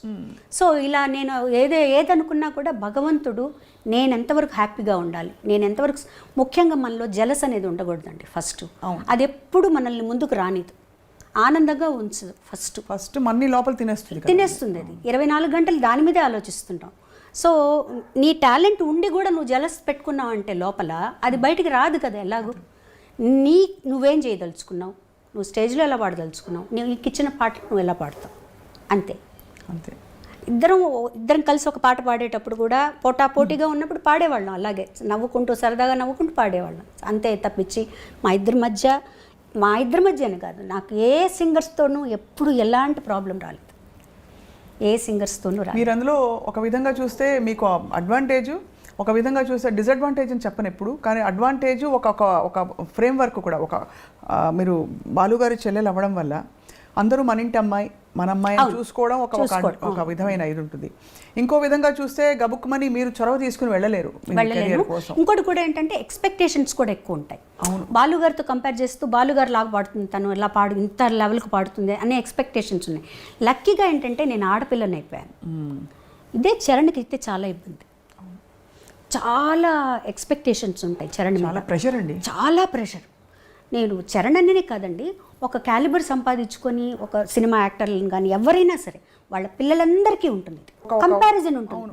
24 గంటలు వాళ్ళకి తర్వాతేనండి వీళ్ళు అంటారు, కానీ వీళ్ళెంత కష్టపడుతున్నారో, ఎవరైనా కష్టపడితేనే ఆ లెవెల్కి వస్తారు, అది రాదు, అది ఆలోచించరు, కంపేర్ చేసేసి బాలేదు అనేస్తారు అనమాట. అది లక్కీగా నేను ఆ అమ్మాయిని అయ్యేటప్పటికి నాకు అది తగ్గిందనే చెప్పాలి. చరణ్ మీద చాలా ప్రెషర్ ఉంది, చాలా ప్రెషర్. మీరు గమనించేవారా, చరణ్ చెప్పేవారా మీతో? నేను గమనించేదాన్ని, నాకు తెలుస్తుంటుంది కదా అదే ఇది, అదే చెప్పేదాన్ని, ఏం పర్వాలేనా నీ స్టైల్లో నువ్వు పాడు, నువ్వు వెళ్ళిపోతూ. కానీ లేత బాలుగారి గొంతు అక్కడక్కడ రాకుండా ఎలా పోతుంది? ఉంటుంది అసలు అప్పట్లో బాలుగారి గొంతులాగే ఉంటుంది, చరణ్ గారి లాగే ఉంటుంది. కానీ అసలు మీది అంటే ఒక బ్యూటిఫుల్ జర్నీ, మీ పాటల జర్నీ. ఇందులో మీ ఫోకిష్ కైండ్ ఆఫ్ పాటలు, నాంపల్లి స్టేషన్ కాడి మొదలుకొని ఇవన్నీ ఇంకొక కోణం. అవును, అది చాలా తమాషా అని చెప్పచ్చండి. ఒక 1 ఇయర్లో కొంచెం తక్కువ సాంగ్స్ పాడి ఒక గ్యాప్ వచ్చేటప్పటికి ఇలాంటి పాట ఒకటి పడేది. సో దాంతో రివైవ్ అయ్యేది. మళ్ళీ కొన్ని రోజులు అయిన తర్వాత ఒక నాంపల్లి స్టేషన్ కాడి, తర్వాత ఒక లాలు దర్వాజా, ఇట్లా వచ్చి మళ్ళీ ఒక రివైవ్ అవుతూ వచ్చేదన్నమాట పాటలు. అసలు నాంపల్లి స్టేషన్ కాడ అయితే పాట విన్నప్పుడు చాలా ఈజీగా ఉంది ఈ పాట, అసలు అంతా ఒకేలాగా ఉంటుంది కదా మనకు. చక్రవర్తి గారు కూడా అంతా ఒకేలాగా ఉంటుందమ్మా, నేను కూడా ఉండాల్సిన అవసరం లేదు, నువ్వు పాడేసేసేయి అనుకున్నాం. మేము అంత హిట్ అవుతుందని ఎక్స్పెక్ట్ చేయలేదండి అసలు. ఆ పాట దానికి అవార్డు వస్తుందని కానీ, అంత హిట్ అవుతుందని కానీ మేము అసలు ఎక్స్పెక్ట్ చేయలేదు. చాలా సరదాగా పాడేసాను పాట, ఒక 1/2 అవర్ 1 అవర్లో అయిపోయింది పాట, అంతా అయిపోయింది, వచ్చేసాం అనమాట. దానికి వచ్చిన రెస్పాన్స్ చూసిన తర్వాత నాకు చాలా ఆశ్చర్యం వేసింది. ప్రతి వాళ్ళు వాళ్ళ దానికి కోరిలేట్ చేసుకున్నారు. ముఖ్యంగా ఈ పనిచేసేవాళ్ళు, కూలీలు, వాళ్ళందరూ కూడా తెలంగాణలో ఆ పాటని వాళ్ళకి వాళ్ళు అన్వయించుకొని చాలా మా అక్క అప్పుడు హైదరాబాద్లో ఉండేదన్నమాట. వాళ్ళ ఇంటి ఎదురుగుండా ఇల్లు కడుతున్నట్టు కూలీలందరూ ఆ పాట వింటూ, ఈ పోరి ఎంత బాగా పాడింది ఈ పాట, మన బాధలన్నీ చెప్పింది ఇందులో అనేవాళ్ళట వాళ్ళు. నాకు ఫోన్ చేసి చెప్పేదన్నమాట, ఇలా చెప్తున్నారు అని. తర్వాత నేను చక్రవర్తి గారు కూడా కలిసినప్పుడు అనుకునేవాళ్ళు, అన్నయ్య ఈ పాట ఇంత హిట్ అవుతుంది మనం అనుకోలేదు కదా అంటే, చెప్పలేమమ్మా జనాల పల్స్ అది, దాన్ని ఆ టైము, అది రిలీజ్ అయ్యేది, దాన్ని ఉంటాయి చెప్పారు. అలా చక్రవర్తి గారు కూడా నన్ను చాలా ఎంకరేజ్ చేశారు. ప్రతి సినిమాలో ఒక పాట పాడించారు, చాలా ఎంకరేజ్ చేశారు. తిందామంటే తిండి లేదు, ఏదండి ఉందామంటే ఊరు లేదు, అదా తిందామంటే తిండే లేదు, ఉందామంటే ఇల్లే లేదు. తిందామంటే తిండే లేదు, ఉందామంటే ఇల్లే లేదు. చేద్దామంటే కొలువు లేదు, పోదామంటే నెలవు లేదు. నాంపల్లి స్టేషన్ కాడి రాజాలింగు రాజాలింగ, రామరాజ్యం తీరు సూడు శివ శంభులింగ లింగ, రామరాజ్యం తీరు సూడు శివ శంభులింగ. అది మన మాదాల రంగారావు గారు అబ్బాయి యాక్ట్ చేశారు దాన్ని. అవును, మాదాల రవి గారు అవును యాక్ట్ చేశారు. తర్వాత టి కృష్ణ గారు కూడా అండి, చాలా మేమిద్దరం చాలా ఫ్రెండ్స్లా ఉండేవారు. యాక్చువల్గా చాలా విషయాలు మాట్లాడుకునేవాడు. ఎంత ఏజ్ గ్యాప్ ఉన్నా ఆయన చాలా విషయాలు చెప్పేవారు నాతో. ఆయన ప్రతి సినిమాలో ఒక పాట పాడించేవారు. ఎన్నో విషయాలు మాట్లాడుకునేవాళ్ళం, పాటల గురించి, తర్వాత ఈ రెవల్యూషనరీ సాంగ్స్ గురించి, అవి ఎలా పాడాలి, ఎవరెవరు పాడుతున్నారు, ఇవన్నీ చాలా చెప్పేవారు ఆయన. చాలా మంచి ఒక ఫ్రెండ్షిప్ ఉండేది మా ఇద్దరికి అన్నమాట. వారు లేకపోవడం అనేది చాలా చాలా చాలా బాధేస్తుంది నాకు. వాళ్ళు వెళ్ళిపోయిన అసలు మాటల్లో ఏం చెప్తామండి అంటే నిజం అనుబంధం ఉన్నప్పుడు. కానీ మీకు పాటతో పరిచయం అయింది ఫస్ట్ మొట్టమొదటి నాన్నగారి ద్వారా. నాన్నగారు అంటే ఇది జంకుతో అడుగుతున్నాను, నాన్నగారు వెళ్ళిపోయినప్పుడు మీకు చాలా పెద్ద మాటల్లో చెప్పలేనంత బాధ, ఆ తర్వాత ఆ జ్ఞాపకాలు, అది ఎలా కోపోయారు ఆ టైంలో? నాన్నగారితో నేను ఎక్కువ స్పెండ్ చేయలేదని చెప్పాలండి. ఎందుకంటే నేను 2nd, 3rd, 4th చెన్నైలో అన్నయ్య దగ్గర చదివాను. 5th నుంచి 9th వరకు నెల్లూరులో చదివాను. ఈ 2ndకు ముందర పెద్ద ఊహ మనకి ఏం జరిగింది అనేది గుర్తుండేది కాదు. ఈ 5 6 years నాన్నగారి దగ్గర ఉన్నాను. బట్ ఆయన ఇన్ఫ్లుయెన్స్ చాలా పడింది. ఎందుకంటే ఒక పట్టుదల ఆయనలో. తర్వాత ఎన్ని కష్టాలు వచ్చినా కూడా ఆయన అస్సలు తొణికేవారు కాదు. మెన్ను విరిగి మీద పడ్డా కూడా చాలా స్ట్రాంగ్గా ఉండేవారు. నేను రాముడిని నమ్ముకున్నాను, ఆయన ఆరాధ్యులైనా కూడా, శైవ పూజ రోజు చేసుకున్నా కూడా రాముడు భక్తుడైన, నేను రాముడిని నమ్ముకున్నాను, రాముడే నన్ను కాపాడుతాడు అన్న దీంట్లోనే ఉండేవారు అనమాట. లక్కీ నేను ఇక్కడికి వచ్చాక ఏంటంటే, ఇక్కడి నుంచి నాన్నగారికి నేను ఉత్తరాలు రాసేదాన్ని. ఇంకెవ్వరు రాసేవారు కాదు, నాన్నగారికి మటుకు నేను ఉత్తరాలు. ఎందుకంటే నేను పుస్తకాలు విపరీతంగా చదివేదాన్ని, అలా పిచ్చిగా ఖర్చు పెట్టేదాన్ని బుక్స్ మీద. ఆ టైంలోనే 1000 రూపాయల దాకా నెలకు బుక్స్ మీద ఖర్చు పెట్టేదాన్ని, కలెక్ట్ చేసుకునేదాన్ని బుక్స్. నాన్నగారికి కూడా చాలా ఇష్టం పుస్తకాలు. ఆయన దగ్గర పెద్ద బీరువా ఉంది. నవలలు, సాహిత్యం అన్నీ, రామాయణ భారత భాగవతాలు అయితే ఎన్నున్నాయో చెప్పలేం, అన్నీ అన్నమాట. సో ఆయన నా దగ్గర నా కలెక్షన్స్ చూసి నాకు ఉత్తరం రాసేవారు, అమ్మ ఈ ఫలానా పుస్తకం నీ దగ్గర ఉంటే నాకు పంపించు అని. ఇక్కడి నుంచి నేను ఆ బుక్ పంపించి, నాన్నగారు పుస్తకం పంపిస్తున్నాను, నేను అమెరికా వెళ్తున్నాను, మీకేం కావాలి అంటే, ఆయన ఎప్పుడు అమెరికా వెళ్ళినా ఫౌంటైన్ పెన్ ఒకటి తీసుకురమ్మనేవారు అనమాట. ఆయనకు చాలా ఇష్టం. తర్వాత నాన్నగారికి ఒంట్లో బాగాలేదు అని ఆయన పెద్దగా కూడా కష్టపడలేదండి. నాన్నగారి నుంచి నెల్లూరు నుంచి చెన్నైకి నేనే తీసుకొచ్చాను. కారులో వెళ్ళి నాన్నగారిని తీసుకొచ్చి అమ్మ ఇక్కడే ఉంచుతాం నాన్నగారిని. అంతకుముందు ఏంటంటే, ఒకసారి ఒక నైట్ నేను నాన్నగారితో హాస్పిటల్లో ఉన్నాను. నార్మల్గా ఉన్నారు, బాగానే ఉన్నారు, టెస్ట్ల కోసం ఏదో పెట్టారు, బాగున్నారు.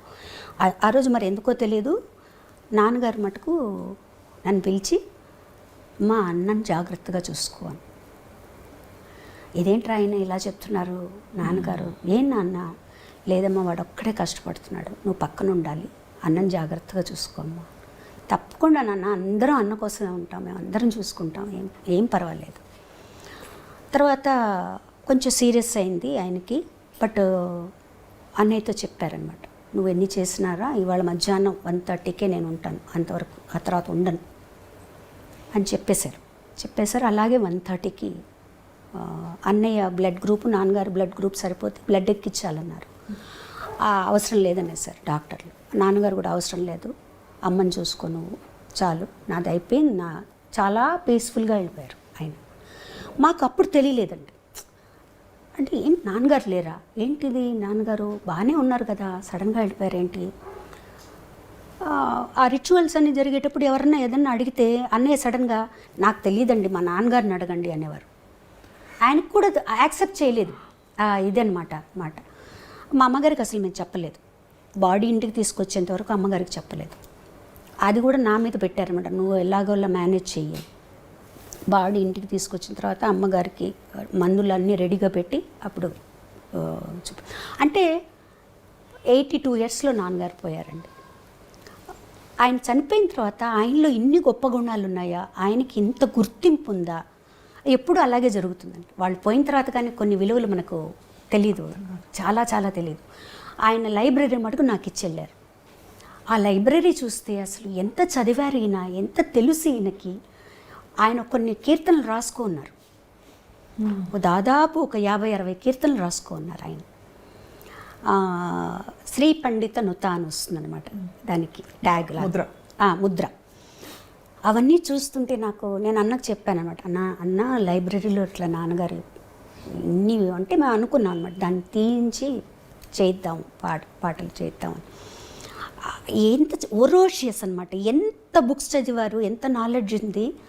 ఏదన్నా అడిగితే ఇలా టిప్స్ మీద చెప్పేసేవారు, మంత్రాలు కానీ ఏదన్నా మనకు తెలియని సాహిత్యంలో తెలియని ఉన్నా కూడా చెప్పేసేవారు.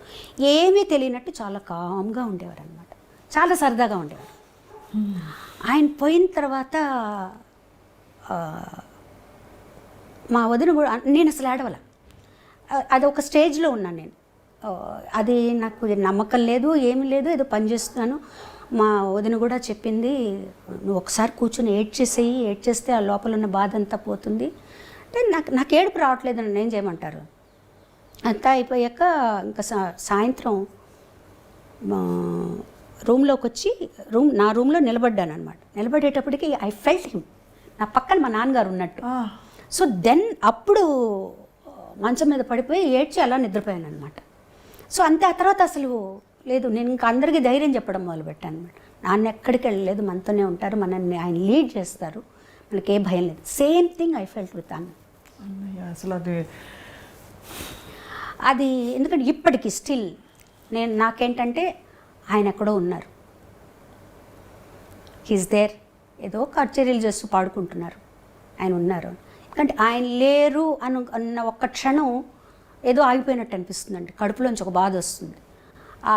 అది ఎప్పుడు మనల్ని ఒక్కసారి స్టేజ్ మీద ఒక మంచి పాట పాడుతున్నప్పుడు సడన్గా వస్తుంది. ఆ పాట పాడుతుంటే మీ ఇద్దరు షేర్ చేసుకున్న క్షణాలు అవన్నీ వస్తాయి అన్నమాట. ఆ పాటకు న్యాయం చేకూర్చాలి ఫస్ట్ మనం. అలాంటప్పుడు ఎక్కడ లేడు తను, ఏ పాట తీసుకున్నా నాతో పాడిందే, ఏ స్టేజ్ మీదకి వెళ్ళినా తను, ఏ ఊరు వెళ్ళినా తనే పక్కన ఉంటాడు, ఎక్కడికి వెళ్ళినా తనే ఉంటాడు. తను లేడు అని ఎలా అనుకోవాలి. నేను తనని లాస్ట్ కలిసినప్పుడు నేను చెప్పాను, అన్న ప్రపంచం అంతా నీ కోసం వెయిట్ చేస్తుంది, నువ్వు రావాలి అంటే. నేను కూడా ప్రపంచం కోసం వెయిట్ చేస్తున్నానమ్మా, నేను అందరినీ చూడాలి ఉంది నాకు. తనకి ఎక్కడో ఒక అనుమానం పడిందండి, తను ఫర్దర్గా పాడగలనా లేడా, అది వచ్చేసింది తనకి బాగా. సో మేము ఇంకా మాకు లాస్ట్ వరకు డాక్టర్లు ఏంటంటే హోప్ ఇచ్చారు, వచ్చేస్తారు, ఏం ప్రాబ్లం లేదు. But he went through a lot, 51 days. తర్వాత డాక్టర్లు చెప్పేటప్పటికి అందరూ యాక్సెప్ట్ చేశారు, బట్ నేను యాక్సెప్ట్ చేయలేదు. చరణ్ తీసుకెళ్ళి చూపించారు, నన్ను తీసుకెళ్ళి అంటే లేదు లేస్తాడు తను, నాకు పర్లేదు మంత్రం చెప్తాను చెవిలో, తను లేస్తాడు అని తన చెవిలో ఏదో మంత్రం చెప్పి నేను తను తప్పకుండా రేపు లేస్తాడు, నేను నమ్మను అని. వదిన లేదమ్మా అంతా అయిపోయింది, బ్రెయిన్ డెడ్ అంటున్నాడు. లేదు తను ఉంటాడు, ఇక్కడికి వెళ్ళాడు. అది మా కుటుంబానికి ఒక పెద్ద షాక్ అండి. అసలు మేము ఎవ్వరం ఎక్స్పెక్ట్ చేయని షాకు. ఆ కరోనా అనే ఒక ఇది ఇంత దూరం తీసుకొస్తుందని మేము అసలు ఎక్స్పెక్ట్ చేయలేదు. అంటే చాలా చాలా అన్యాయం అండి, అధర్మం ఇది. అంటే భగవంతుడి మీద కోపం వచ్చింది అభిమానులందరికీ, మా అందరికీ. కుటుంబం సరే మీకు ఎలా ఉంటుందో చెప్పలేము. బాలుగారు శ్వాస పోశారు పాటలోకి. బాలుగారికి శ్వాస ఇబ్బంది అవ్వడం ఏంటండి? అంటే తనకి ఎలర్జిక్ బ్రాంకైటిస్ ఉండేదండి యాక్చువల్గా. తను చాలా అంటే దానివల్ల పెద్ద ఇబ్బంది ఎప్పుడు వచ్చేది కాదు, ఏ పాటలోనూ తెలిసేది కాదు, తను మామూలుగానే పాడేసేవారు. తను ఈ కరోనా వల్ల మిగతావన్నీ కూడా అగ్రివేట్ అయ్యాయి టైంలో. కానీ 51 రోజులు అసలు కానీ అంటే ఇంకొక విషయం, అదంతా అయిపోయి ఇప్పుడు 2 years అయిపోయింది కదండి. ఇప్పుడు ఆలోచిస్తే నాకు తనకి ఏది మంచిదో అదే జరిగింది అనిపిస్తుంది. అంటే మనకి బాలుగారు లేరు, మనకి లోటు తీరది లోటు, కానీ బాలుగారు మటుకు చిరస్థాయిగా అందరి మనసులో నిలిచిపోయారు. బాలుగారు 100 ఏళ్ళు బతికి ఏ బెడ్లోనే ఉండి పాటలు పాడలేక తను బెడ్లో ఉంటే మనం ఎంత కష్టపడతామండి ఆలోచించండి. తను గుర్తుపెట్టుకునే విధంగా తక్కువ వెళ్ళిపోయారు. అరే ఇంకా ఉంటే బాగుండు, ఈ వ్యక్తి మనతో ఉంటే బాగుండు, ఇంకా ఎన్ని పాటలు పాడచ్చు, ఈయన ఇంకా ఎంత చేయొచ్చు అనే స్థితిలో మనల్ని అందరినీ పెట్టి వెళ్ళిపోయారు తను. ఈ మర్చిపోవడం అంటూ మనకు ఉండదు. బాలు గారిని జీవితాంతం మనతోనే ఉంటారు. ఆయన మర్చిపోవటం ఉంటాం. బాగా ఏజ్ వచ్చి అందరూ మర్చిపోయి అప్పుడు అసలు తను ఎవరు పట్టించుకొని ఒక స్థితి వచ్చిందనుకోండి, మనము చూసే వాళ్ళకి కష్టం, తన వల్ల కూడా కాదనమాట. పాట పాడకుండా తను ఉండలేడండి. తను ఒక్కరోజు కూడా ఒక పాట పాడకుండా ఉండలేడు. తను ఎప్పుడూ డాక్టర్లు లోపలికి వచ్చినా ఇలా పెట్టి నేను పాడతానని అడిగేవాడు. ట్రైకాస్టమీ చేసినప్పుడు ఎప్పుడు మళ్ళీ తీసేస్తే నేను పాడతానా అన్నీ అడుగుతూ ఉండేవారు అనమాట. సో డాక్టర్స్ ఏమన్నారు, ఒక 2 years బెడ్ రెస్ట్ కావాలి తనకి, ఇంట్లో బాగా అయిపోతే బాగా హాస్పిటల్ అట్మాస్ఫియర్ ఇంట్లో ఉండాలి అని చెప్పారు. అప్పటికే అంత. కానీ ఆ వీడియో ఇప్పటికీ కూడా మనసులో అలా మెదులుతుందండి. అవునండి. చెప్పేసి వస్తాను, తిరిగి వస్తానని చెప్పి మాకు అందరికీ కూడా చెప్పారు, మీరు ఊరికే కంగారు పడి ఫోన్లు చేయకండి, వచ్చేస్తాను నేను, జస్ట్ ఊరికి పాజిటివ్ అని వచ్చింది, అక్కడ జాయిన్ అయ్యాను నేను అంతే తప్పించి ఏం ప్రాబ్లమ్స్ లేవు. 15 days వరకు అలాగే. 15 days తర్వాత కోవిడ్ నెగిటివ్ వచ్చింది. ఆ తర్వాత ఒక్కొక్కటి ఇబ్బంది పెట్టేసి. So it's what ever it is అండి, హీఈస్ దేర్ ఫర్ అస్. ఆయన ఎప్పుడు మా వెనకాల ఉంటాడు. నేను చరణ్తో అందరితో అదే చెప్తాను, నా అన్న మనతోనే ఉంటారు, ఆయన మనల్ని లీడ్ చేస్తారు. వదిన గారు చాలా ఎఫెక్ట్ అయ్యారండి. మా అందరికంటే కూడా వదిన చాలా ఎఫెక్ట్ అయ్యారు. ఆవిడ ఆల్మోస్ట్ ఒక డిప్రెషన్ స్టేజ్లోకి వెళ్ళిపోయారు. ఇప్పుడు కొంచెం బెటర్, అంటే చాలా ఆరోగ్యపరంగా కూడా బాగా దెబ్బతిన్నారు ఆవిడ. అంటే ఒకే హాస్పిటల్ ఇద్దరు పక్కన ఉన్నారు. ఆవిడ కూడా కోవిడ్ వచ్చి అక్కడే జాయిన్ అయ్యారనమాట. అక్కడ ఏం జరుగుతుందో తెలియదు. పిల్లవాడు ఒక్కడు, ఎవరిని పంపించరు, వాడిని ఒక్కడనే పంపిస్తారనమాట. So it was tough time for us. Very tough అండి, అసలు ఊహించడం కష్టం కదండి. ఏ రోజు డాక్టర్ ఏం చెప్తారో తెలియదు. ఇవాళ బాగుందమ్మా, ఏం ప్రాబ్లం లేదంటారు, ఇవాళ కొంచెం ఏదో ప్రాబ్లం ఉందంటారు. ఒక 51 రోజులు అలా అలా అలా అలా అలా ఇంకా మాకు వేరే థాట్ ఏమీ లేదు. అందరూ ప్రే చేయటం. ఎక్కడి వాళ్ళండి, ఎక్కడెక్కడి వాళ్ళు, ప్రపంచం అంతా ప్రే చేసింది నిజంగా. అన్ని ప్రసాదాలు, ఒక రూమ్ పెట్టారు అక్కడ, ఒక రూమ్ పెట్టి ప్రసాదాల కోసం ఒక రూమ్ పెట్టారు. ఆయనకు వచ్చే ప్రసాదాలు అవును, కొంతమంది విభూతులు పంపించడం, షాల్స్ అన్నీ అన్నమాట. అసలు వరప్రసాద్ రెడ్డి గారు కూడా అప్పుడు వరప్రసాద్ రెడ్డి గారు కూడా పంపించారు, కంచిపేట నుంచి పంపించారు, తిరుమల తిరుపతి దేవస్థానం, ఇక్కడి నుంచి అందరూ. బాలుగారు వరప్రసాద్ రెడ్డి గారు అయితే రోజు ఫోన్ చేసేవారు, ఎలా ఉంది ఈరోజు, ఎలా ఉంది ఈరోజు, ఎలా ఉంది ఈరోజు, ఎలా ఉంది. అందులో బాలుగారి గొంతు అంటే కీర్తించని దేవుడు లేడు. అన్ని బాణీల పాటలు అందరు దేవుళ్ళకి పాడారు కదండి. అసలు ఇప్పటికీ ఎలా తప్పించుకుంటామండి ఆయన నుంచి మనం, చెప్పండి. మీరు ఏ రోజు ఏది ఆన్ చేసినా ఎక్కడో ఒక చోట ఆయన వస్తారు, అంతే. ఏ గుడికి వెళ్ళినా ఆయన ఉంటారు. సో ఆయన నుంచి మనం తప్పించుకోవడం అంటూ ఏం లేదు, ఆయనతో కలిసి బతకడమే మన పని, అంతే. అలా అనుకుని సంతోషపడాల్సిందే. అలాంటి వ్యక్తులు చాలా రేర్, కారణ జన్ములు వాళ్ళు, అంతే. అంతకంటే మా అన్నయ్య గురించి నేనేం చెప్పలేను. సత్యం అండి. మీరు భౌతికంగా చివరిసారి ఎప్పుడు కలిశారండి? తేదీ గుర్తుందా మీకు? తేదీ తను September 25th చనిపోయారు. 14th ఆ ప్రాంతంలో కలిశాను. ఆ తర్వాత ఇంకెవరిని అలో చేయలేదండి. అప్పటికే మీకు కొంత అవగాహన ఉంటుందంటే? అవగాహన ఉండేది, కానీ అది ప్రేమ అంటారా మరి, అది కప్పేస్తుందేమో అనుకుంటారు. నాకు మా చెల్లికి ఎందుకు ఎలా అయినా తను బయటకు వచ్చేస్తాడు, హీజ్ అ ఫైటర్, వచ్చేస్తాడే అనిపించి, అన్నకేం కాదు నాన్న చూసుకుంటారు, అన్నకేం కాదనే అనుకునేవాళ్ళము. ఫోన్లో మాట్లాడుకో, ఏం కాదు వచ్చేస్తాడు తను, ఏం ప్రాబ్లం లేదు. మీరు అన్నట్టు పాట లేకుండా, ఎందుకంటే అప్పుడెప్పుడో నాడ్యూల్ వచ్చి సర్జరీ చేయించాలన్నప్పుడు లతాజీ చేయించద్దు అని చెప్పారు. ఈ విషయాన్ని పంచుకున్నారు మాతో ఒక ఇంటర్వ్యూలో. అంటే పాట లేకుండా బాలుగారిని ఊహించుకోలేమండి ఎవరు, ఊహించుకోలేమండి. మాట రెండు. ఇంకా ఇప్పుడు కూడా నేను టెలిఫోను రేరు, తను ఎప్పుడైనా చేసినా కూడా ల్యాండ్ లైన్ చేస్తారు ఫోన్, మా పై రూమ్లోకి అనమాట. ఫోన్ తీయగానే ఆ లైన్కి అన్నయ్య చేస్తారని మాకు తెలుసు, నేనమ్మా అన్నని అంటారనమాట. అది అలా రింగ్ అవుతూనే ఉంటుంది మనసులో ఫోన్ వస్తుంది అంటే ఇంకా ఆ తర్వాత ఆ ఫోన్కి ఇంకా ఫోన్లు రావడం మానేసాయి అనమాట. ఆ ఫోన్ వస్తుందంటే నేనమ్మ అన్నయ్య చేస్తుంటారు, ఇంకా అన్నయ్య కదా ఫోన్ చేస్తారు అని చెప్పి తీసుకునేవాళ్ళు అనమాట.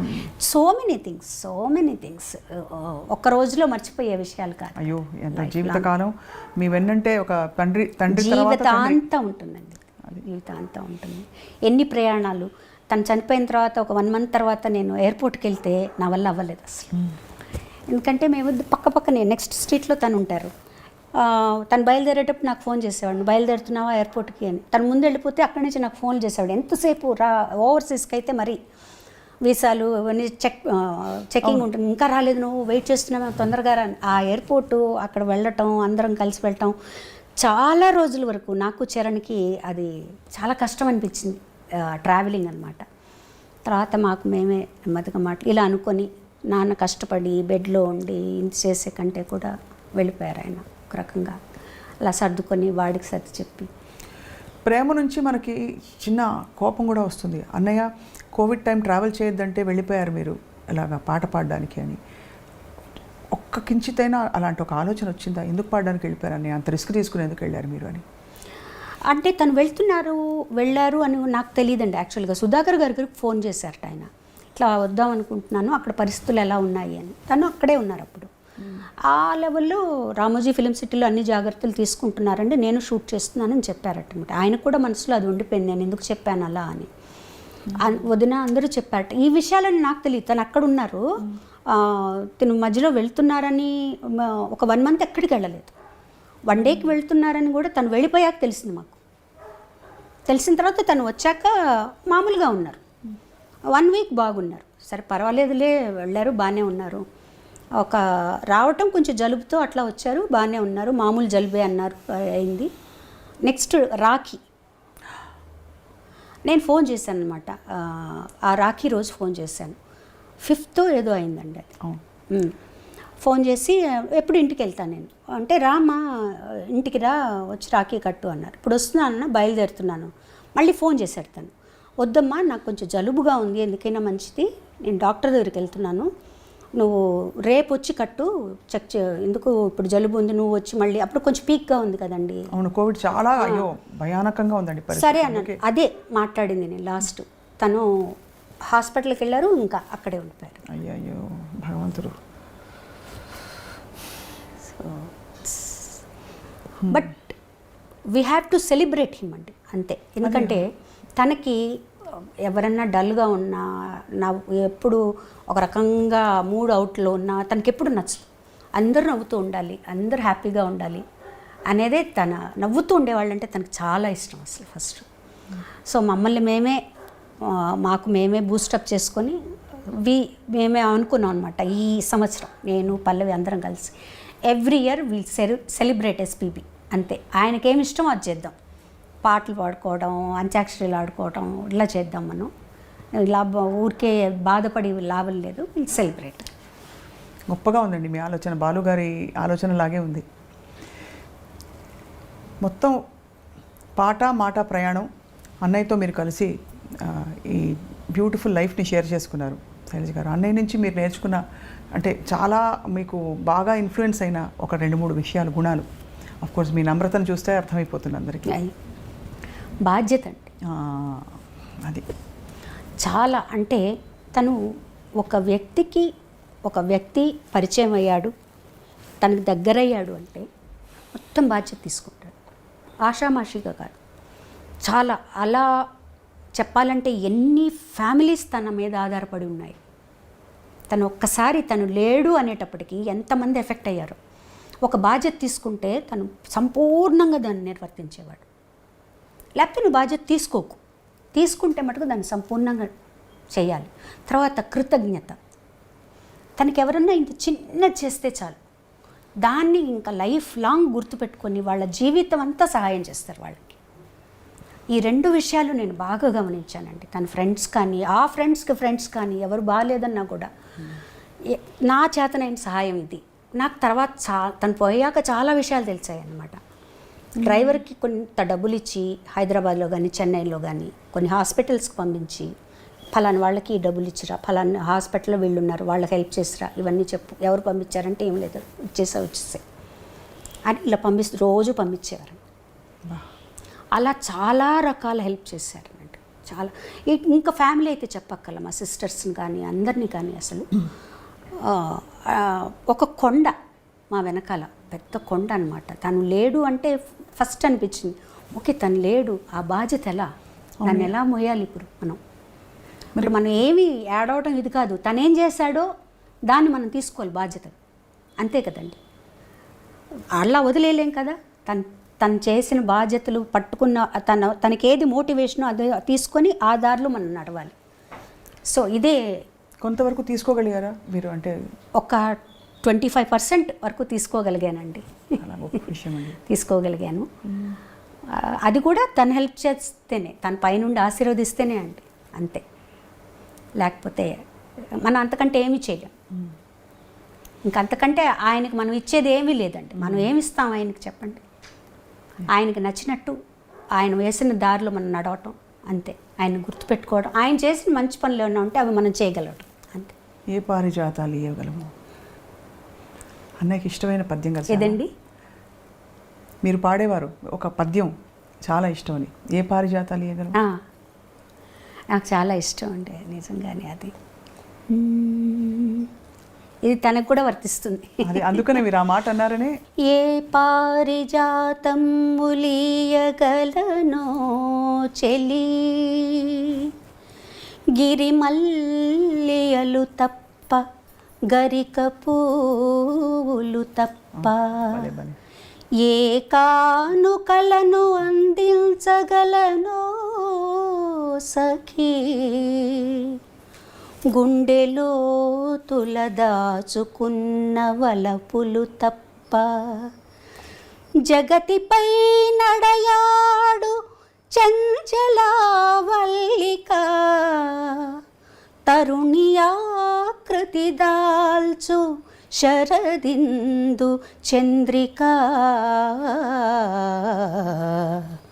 శరదిందు చంద్రిక,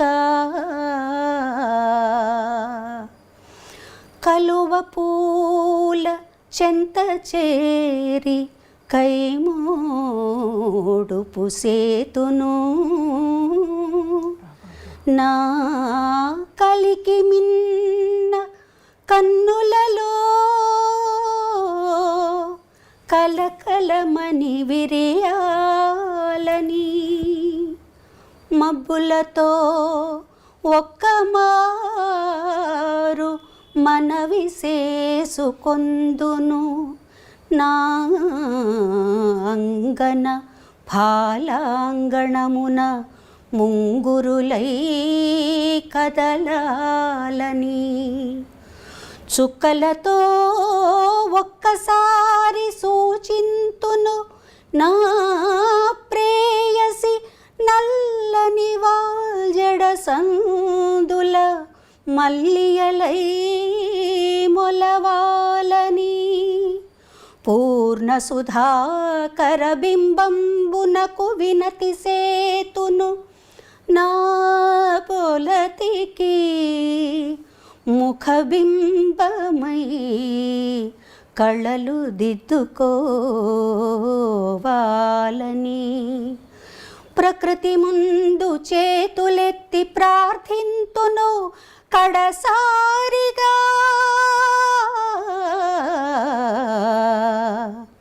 నా రమణికి బదులుగా ఆకారము ధరించాలని. అద్భుతంగా ఉందండి, అద్భుతం. ఆ రవ్వలు కానీ సిన్సియరిటీ ఇన్కార్నేట్. ఇప్పుడు డబ్బింగ్ చెప్పట్లేదా సరిజ గారు మీరు? లేదండి, డబ్బింగ్ చాలా రోజులైందండి. అంటే ఇక్కడి నుంచి చెన్నై నుంచి హైదరాబాద్ షిఫ్ట్ అయ్యాక కొన్ని సినిమాలకు చెప్పాను, ఆ తర్వాత లేదు చెప్పడం లేదు, మానేసి వెళ్ళవలేదు చెప్పడం. మొత్తం చాలా సినిమాలకు చెప్పారు? దాదాపు 60 to 70 సినిమాలు చెప్పానండి నేను. యాక్చువల్ అంటే అన్ని dubbing to dubbing, Malayalam dubbing, Kannada dubbing, Telugu dubbing, Telugu straight, Tamil straight. Malayalam మరి మలయాళం కొరచ్ అరి కానీ చాలా కష్టం కదండి. అంటే చాలా కష్టం అండి, అంటే ఆ పాడడం కూడా చాలా కష్టం మలయాళం. ఎన్ని నాళ్ళు ఉంటాయో, ఎన్ని రాళ్ళు ఉంటాయో. అమ్మో, ఎలా నేర్చుకున్నారు? నాకు దాస్ గారు నేర్పించారు, దాస్ గారు. ఆయన మ్యూజిక్ డైరెక్షన్లో పాడాను. ఆయన కూర్చోబెట్టి నేర్పించి నాకు ఒక కితాబ్ కూడా ఇచ్చారు. అన్నయ్య గారు చెప్పారు, నీకంటే తన ప్రొనౌన్సియేషన్ బాగుంటుంది మలయాళం అని. సో ఆయన నేర్పించారు ఎలా అన్నారు. తర్వాత ఆ పట్టుకోవడం కూడా వచ్చింది నాకు. వాళ్ళ ఒక ఫ్లో ఉంటుంది మలయాళంలో, జ్ఞాన్ ఎందో పోయి ఇందో వరే వరు అట్లా ఉంటుంది కదా, అది పట్టుకుని అది వచ్చిందనమాట. అందుకని మలయాళం కొంచెం అర్థం అవుతుంది కూడా. కొంచెం సాంస్క్రిట్ ఎక్కువ ఉంటుందండి మలయాళం. అది అందమైన పదాలు పువ్వుల్లో చాలా చాలా రేర్ పదాలన్నీ వస్తుంటాయి వాళ్ళ పాటల్లో చాలా. సో అయితే మలయాళంలో డబ్బింగ్, తమిళ్లో డబ్బింగ్, తెలుగులో డబ్బింగ్. అంటే మలయాళం నుంచి తెలుగులో డబ్బింగ్ చెప్పాను. ఓహో, మలయాళంలో మీరు డబ్బింగ్? అయ్యో భలే వాళ్ళే, మలయాళంలో నేను డబ్బింగ్ చెప్పడం ఏంటండి. అంటే కన్నడ సినిమాలు, మలయాళం సినిమాలు తెలుగులో డబ్బింగ్ చెప్పాను. తమిళ్లో డైరెక్ట్గా చెప్పాను, మామూలుగా డబ్బింగ్ చెప్పాను సినిమాలకి.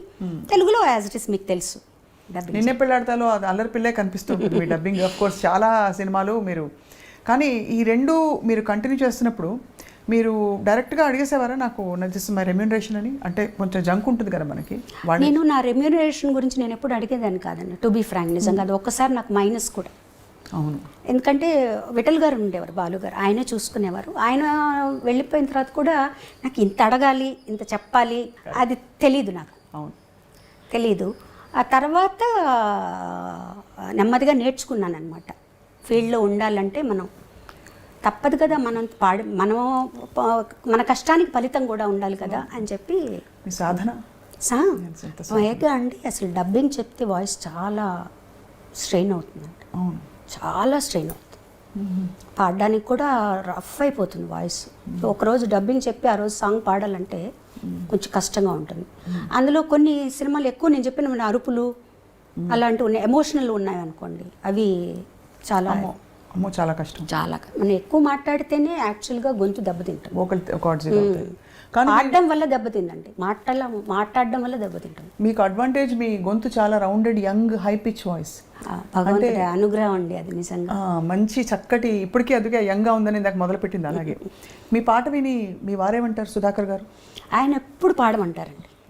ఆయన ఎప్పుడు నేను పాడుతుంటే తనకు చాలా ఇష్టం, ఈ పాట పాడు, ఆ పాట పాడు అంటారు. అలాగే గెస్ట్లు ఎవరన్నా ఇంటికి వచ్చినా కూడా వాళ్ళు అడగక్కర్లే, ముందు ఏం చెప్పేస్తారు, మీకోసం ఒక పాట పాడుతుంటాను. అయ్యో ఎంత బాగుందండి. సో అది ఇబ్బందే లేదు తనకి. నా పాటలు అంటే చాలా ఇష్టం. ఎప్పుడు ఇంకా బాగా ప్రోత్సహిస్తారు. మీకు అభ్యంతరం లేకపోతే వారు మిమ్మల్ని బాగా అడిగి పాడించుకునే పాట మీ పెళ్ళైనప్పటి నుంచి? ఎప్పుడు అడిగించుకొని ఎక్కువగా ఆయన హిందీ పాట ఆచార్య పరిదేశి పాడమంటారండి, చాలా ఇష్టం. మధుమతిలో అది చాలా ఇష్టం. హిందీ పాటలు ఎక్కువ అడుగుతారు. పాడతారా? సుధాకర్ గారు కూడా పాడతారా? లేదు, నటనలోనే వద్దంటారు. నేను వింటే చాలు, పాడొద్దు అంటారు. బాగా ఎంజాయ్ చేస్తారు, బాగా ఎంజాయ్ చేస్తారు పాట. అండ్ కొన్నిసార్లు చెప్తారు కూడా, నువ్వు ఇక్కడ ఇంకొంచెం ఎక్స్ప్రెసివ్గా పాడి ఉంటే బాగుండేది, ఆ బాలుగారు చూడు అక్కడ ఎలా పాడారు అవి చెప్తాను. నేను చెప్పాను, ఉన్న దాంట్లో 50% వస్తుంది బాలుగారు ఉంటే, దానికంటే ఎక్కువ రాదు. మరి ఇంత బిజీగా ఉండే శైలజ గారికి వంట వచ్చా అని అడగచ్చా? అంటే వంట చేయాలి అందరూ అని కాదు, కానీ మీ బాలు గారు భోజన ప్రియులు అని తెలుసు, మీ ఇంట్లో అందరూ భోజన ప్రియులు. సుధాకర్ గారు కూడా భోజన ప్రియులు. సుధాకర్ గారికి ఏం వంట చేసి పెట్టుంటారు? సుధాకర్ గారికి ఏమి చేసినా తింటారంటే బాగా. అందరం వెజిటేరియన్స్ మేము, ఎగ్ కూడా ఎవరో తీసుకోరు. నాకు వంట బాగా వచ్చు, నాకు ఇష్టం వంట చేయడం, నాకు బాగా ఇష్టం అనమాట. అన్ని రకాలు చేస్తా. మా బాబుకి నార్త్ ఇండియన్ ఇష్టం, అవి చేస్తాను. సుధాకర్ గారికి ఎక్కువగా పచ్చళ్ళు, కారాలు, పొడులు ఇవి కావాలన్నమాట.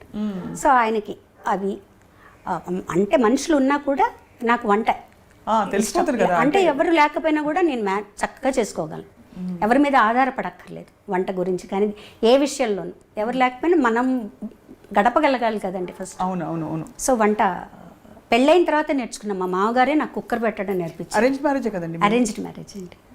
అదే ఇప్పటికీ అందరికీ అదే డౌట్, అరేంజ్డ్ మ్యారేజా లవ్ మ్యారేజ్? అరేంజ్డ్ మ్యారేజ్, మాది పక్కా అరేంజ్డ్ మ్యారేజ్. కానీ బాగా ష్యూర్గా ఎస్ అనేసారా, లేకపోతే ఎలాగో అందరు అమ్మాయిలాగా ఇంట్లో చెప్పారు, పెద్దవాళ్ళు చెప్పారంటే మంచిగా చెప్పారని ఒప్పేసుకున్నారా, లేక మీరేమన్నా? అంటే నన్ను అడగడం అంటూ ఏం లేదండి. మార్నింగ్ లేపి వాళ్ళని ఎంగేజ్మెంట్ అన్నారు అంతే. అలా అంటే నాకు అంటే చాలా సంబంధాలు ఎక్కువగా నాకు అమెరికా సంబంధాలు అలా వచ్చేవండి. నేను ఎప్పుడు చెప్పేదన్నమాట, అమెరికాకు వెళ్ళే క్వశ్చనే లేదు, నేను చెన్నై దాటి వెళ్ళను ఎక్కడికి, అన్నయ్య వాళ్ళ ఇంటి దగ్గరే ఉండాలి. ఇవన్నీ అన్న తర్వాత మా అమ్మగారు మా అన్నయ్య వెళ్ళి, మా అమ్మగారు చెప్పారు మేము ఊరికే వెళ్ళి చూసి వస్తాం, వాళ్ళ ఫ్యామిలీ ఎలా ఉంది, శుభలేఖ సుధాకర్ ఫ్యామిలీ వాళ్ళు ఎట్లా ఉన్నారు చూస్తాం, మనకు నచ్చితే మాకు నచ్చితే అప్పుడు చెప్తామన్నారు. అది చెప్పాలి కదా, నాకు నచ్చింది నచ్చలేదని. మార్నింగ్ లేచి నీకు ఎంగేజ్మెంట్ అంటే ఎలా ఉంటుందండి, కోపంగా ఉంటుంది. ఆ రోజంతా కొంచెం సీరియస్గా ఉన్నా, బట్ ఎంగేజ్మెంట్ అయిపోయింది అనుకోండి. తర్వాత మళ్ళీ పాప ఆయన కూడా చెప్పారు, నాకు కూడా అలాగే చెప్పారు, మార్నింగ్ లేపి నీకు ఎంగేజ్మెంట్ రింగ్ తీసుకురా అమ్మాయికి అని చెప్పారు. ఇంతకీ కొంచెం లేట్గా అడుగుతున్నాను, నచ్చారు కదా? నచ్చారు కదండి, ఎందుకు నచ్చరండి, మంచి మనిషి అండి. వారు ఊరికే అన్నాను ఏదో సరదాకి, కానీ లేదు ఎందుకంటే అమ్మ అన్నయ్య వీళ్ళు సెలెక్ట్ చేశారంటే డెఫినెట్గా మంచి వాళ్ళనే చూసి సెలెక్ట్ చేస్తారు. మీ అబ్బాయి శ్రీకర్ ఒక బాబు అండి మాకు, వాడు MBA ఇన్ మీడియా మేనేజ్మెంట్ చేసి ఇప్పుడు ఒక కంపెనీలో పనిచేసి చెన్నైలోనే చేస్తున్నాడు. నట వారసత్వం వచ్చిందా, పాట వారసత్వం వచ్చిందా? పాటలంటే పిచ్చి, మ్యూజిక్ అంటే ఏ వారసత్వం రాలేదు. వాడు జాబ్ చేసుకుంటూ హాయిగా ఉంటాను, పాటలు వింటూ, సినిమాలు పిచ్చి అనమాట, సినిమాలు చూస్తాడు, బాగా అనలైజ్ చేస్తాడు, అవన్నీ చేస్తాడు. వాడు ఉండే వింగ్ కూడా అందులోనే ఇప్పుడు పనిచేసేది కూడా. సో వాడికి పాటలు చాలా ఇష్టం. ఇంతో అంతో పాట రాకుండా ఉండదు కదా? వచ్చుండి అంటే శృతి ఉంది నాకు తెలిసి, నా ముందర ఎప్పుడు పాడలేదు. నా నీస్ ఒకసారి రికార్డ్ చేసి పెట్టింది, వాడెక్కడో వాళ్ళ పిల్లలందరూ పాడుతుంటే వాడిని కూడా పాడమని. శృతి ఉంది, పాడగలుగుతాడు. అండ్ చెప్తాడు, ఈ పాటలాగా ఉంది కదమ్మా, ఈ పాట ఈ రాగం ఒకటేనా, అట్లా అడుగుతాడనమాట. ఈ పాటలోంచి తీసుకున్నారేమన్నా, అవన్నీ తెలుస్తాయి. అంటే ఏ రకంగానూ ఇటు మా అబ్బాయి కానీ మా వారు కానీ నా కెరియర్కి ఎప్పుడు ఇబ్బందిగా లేదు, నో చెప్పరు. ఇంకా నువ్వే టిమిడ్గా ఉంటావు, వెళ్ళవు, ఇంకా ప్రోగ్రామ్స్ అవి చేయొచ్చు కదంట. నేను కంఫర్టబుల్గా ఉన్నాను చాలు, నాకంటూ కొంచెం టైం కావాలి నా మెడిటేషన్స్కి, నాకు వాటి. మెడిటేషన్ చేస్తారా? చేస్తాను, డైలీ చేస్తాను. రమణ మహర్షి? లేదండి, కామ్గా కూర్చుంటా. నా గురువు గారు వచ్చి చంద్రశేఖరేంద్ర సరస్వతి స్వామి వారు, కంచిపీఠాలు. సో కామ్గా కూర్చుంటాను, నాలో ఉండే బ్యాడ్ అంతా పోవాలి, అందరి పట్ల లవ్ రావాలి, ప్రస్తుతం అందరి గురించి అందరూ బాగుండాలనుకోవాలి. అది కష్టం కదండి, మనం ఎంత లేదన్నా ఎక్కడో ఒక చోట ఏదో కోపాలు వస్తాయి ఒకళ్ళ మీద, అవేవి రాకుండా ఉండాలి. కానీ మానవ మాత్రులకే అది సహజం కదా? సహజం. అసలు కూర్చున్నప్పుడు ఎన్ని ఆలోచనలు వస్తాయండి, అప్పుడే వస్తాయి, ఎప్పుడు లేని అన్ని ఆలోచనలన్నీ అప్పుడే వస్తాయి అన్నమాట. అదే సాధన అనుకుంటాను నేను, వాటిని తీసేయడం, నలుగురు బాగుండాలనుకోవటం. సగం మనల్లో కానీ అసూయ లేకపోతే మనం హ్యాపీగా ఉంటామండి, ఆరోగ్యంగా ఉంటాం. తర్వాత రోజు ఇంట్లో అంటే ప్రయాణాలు లేకుండా ఇంట్లో ఉంటే రోజు క్రమం తప్పకుండా అమ్మవారి దగ్గర పాటలు పాడతానండి. మా అమ్మవారు అంటే నాన్నగారి కోసం ఒక త్యాగరాజ కృతి, ఆ రోజు ఏదైతే ఆ అమ్మవారికి ఒక కృతి, ఇప్పుడు ఆంజనేయ స్వామి అయితే ఆంజనేయ స్వామికి ఒక కృతి, అలా పాడుకుంటాను. దేవుడి దగ్గర పాడడం అలవాటు. దేవుడు కచేరీ ఉన్నప్పుడు కూడా ఆ సాంగ్స్ దేవుడి దగ్గర పాడుకుంటా, ప్రాక్టీస్ చేసి, ముందు ప్రాక్టీస్ చేసి దేవుడి దగ్గర ఏ పాటలు అయితే అన్ని వాళ్ళకే స్టేజ్లో బాగా రావాలని కొత్త పాట పాడుతున్నాను అనుకోండి స్టేజ్లో, అది ప్రాక్టీస్ చేసి వాళ్ళ ముందర పాడతాను. చక్కగా ఇంటికి రాగానే తులసి కోట పైన దర్శనమిచ్చి ఎంత అందంగా, ఎంత కళకళలాడుతూ కనిపించింది తులసమ్మ.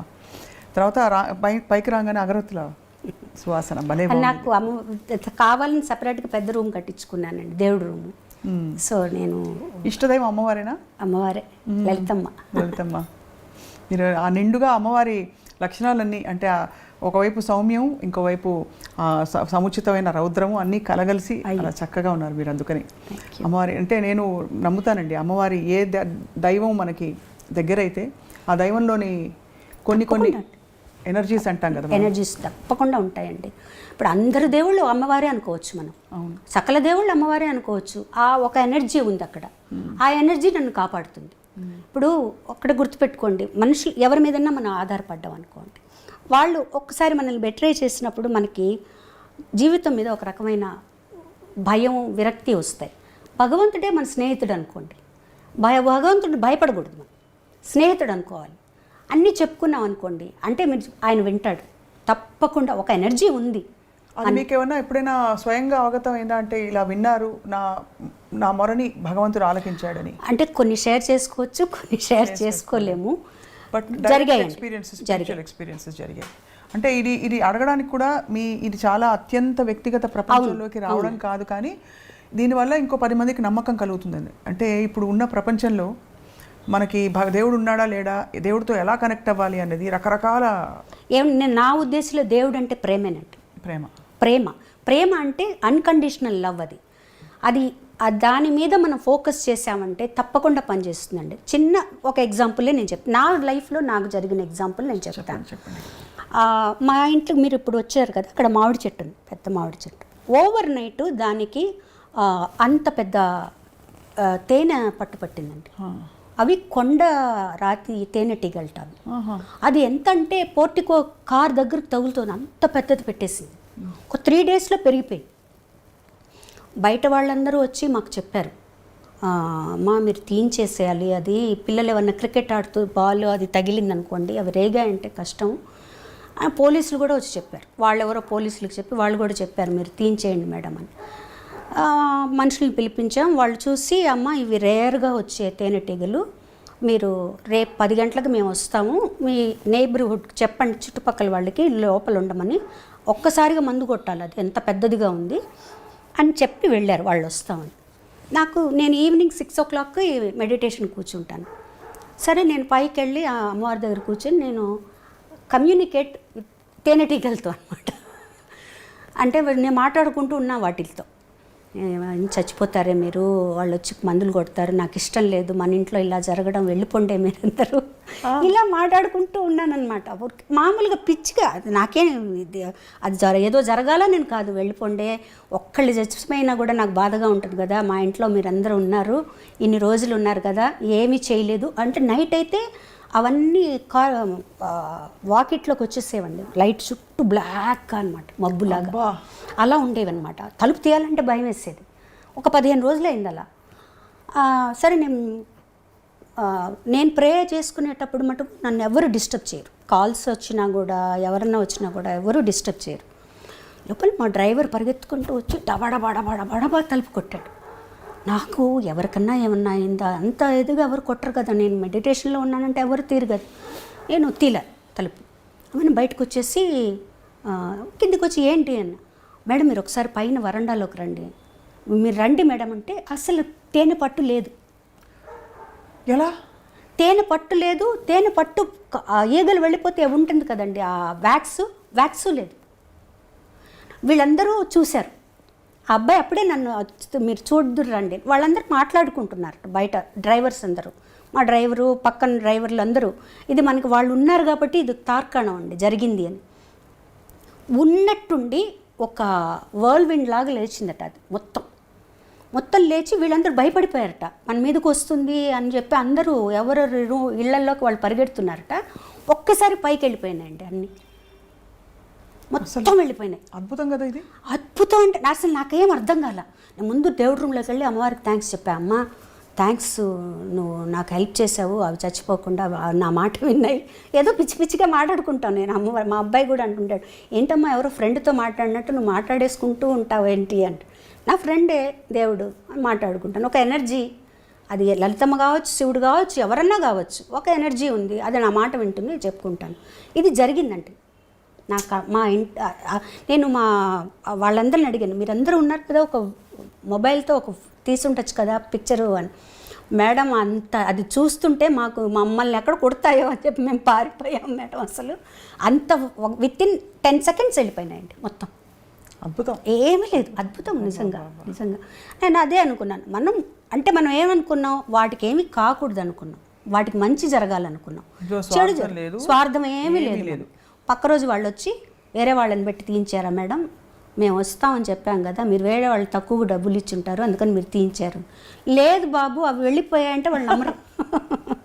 సో ఇట్లా చిన్నవేనండి, అవి మనకి ఎంత ఒక ఎనర్జీని ఇస్తాయి తెలుసా అండి. ఇలాంటి సంఘటనలు కదా చాలా ఎనర్జీని ఇస్తాయి. అంటే రీకన్ఫర్మేషన్ కదండి, అది నమ్మే వాళ్ళకి తెలుస్తుంది. అవును, పరిపూర్ణమైన జ్ఞానం నుంచి వచ్చిన ఒక శాంతం మీలో కనిపిస్తుంది శైలజ గారు. అంటే ఇవాళ మీరు పంచుకున్న విషయాలన్నీ నిజంగా చాలా అత్యంత మీ అంతరంగిక ప్రపంచంలోకి మాకు ఒక అవకాశం ఇచ్చారు. తొంగి చూసి మీ జీవితం గురించి తెలుసుకోవడం అందరికీ చెప్పడం ద్వారా చాలామందికి ఒక కనువిప్పు, ఒక పాఠం అని అనలేను, బట్ చాలా విషయాలు నేర్చుకోవడం లేదండి. అందరికీ యాక్చువల్గా అందరికీ తెలుసండి. ఇప్పుడు మీకు తెలీదా చెప్పండి? నేనే ఇదే మిమ్మల్ని అడిగితే మీలోంచి ఎన్నో విషయాలు బయటకు వస్తాయి. కొంతమంది అవకాశం వస్తుంది అప్పుడప్పుడు, కొంతమందికి రాదు, అంతే. చాలామందికి ఇప్పుడు ఆ అవేర్నెస్ వచ్చిందండి, చాలా మటుకు వచ్చింది. మీరే గమనించండి, మీరు కొంతమందిని ఇంటర్వ్యూ చేస్తుంటారు ఈ మధ్యకాలంలో, చాలామందిలో అవేర్నెస్ ఒక వేరే ఏదో ఉంది, మనం ఆ ప్రశాంతతను పొందొచ్చు, ఇవి కాదు అనే ఒక రియలైజేషన్ వస్తుందండి. చాలా సంతోషించదగ్గ విషయం. ఈ సందర్భంగా మీ అనుమతితో, మొలచిన దేహము ముదియుటకును సరి, తలచిన దైవము తనలోనే, మాయామోహము మానదిది అని బాలుగారు ఆవిష్కరించిన సీడీ అండి ఇది. చాలా గొప్ప ప్రయాణం శైలజ గారు.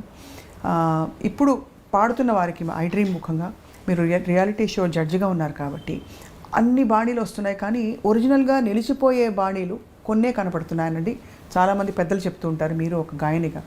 సో ఆ ఒరిజినాలిటీని బయటికి తీసుకురావాలంటే సింగర్స్లో ప్రతిభతో పాటు, అంటే శైలజ గారితో ఒక విశిష్టమైన శైలి, అలాగా ఏం చేయొచ్చో ఒక మాట చెప్పవలసిందిగా కోరుతున్నాం. అంటే ఇది ఛానల్స్ వాళ్ళని అడిగితే మాదేం లేదండి సింగర్స్ది అంటారు, సింగర్స్ని అడిగితే ఛానల్స్ వాళ్ళు చెప్తున్నాను అంటారు. ఎక్కువగా అండి ఏ రియాలిటీ షోస్కి వెళ్ళినా, ఏ కాంపిటీషన్స్కి వెళ్ళినా రేటింగ్స్ కోసం కొత్త పాటలే పాడిస్తున్నారండి. ముఖ్యంగా కొత్త సాంగ్సే పాడుతున్నారు, అవన్నీ ఈజీగా పాడుతున్నారు.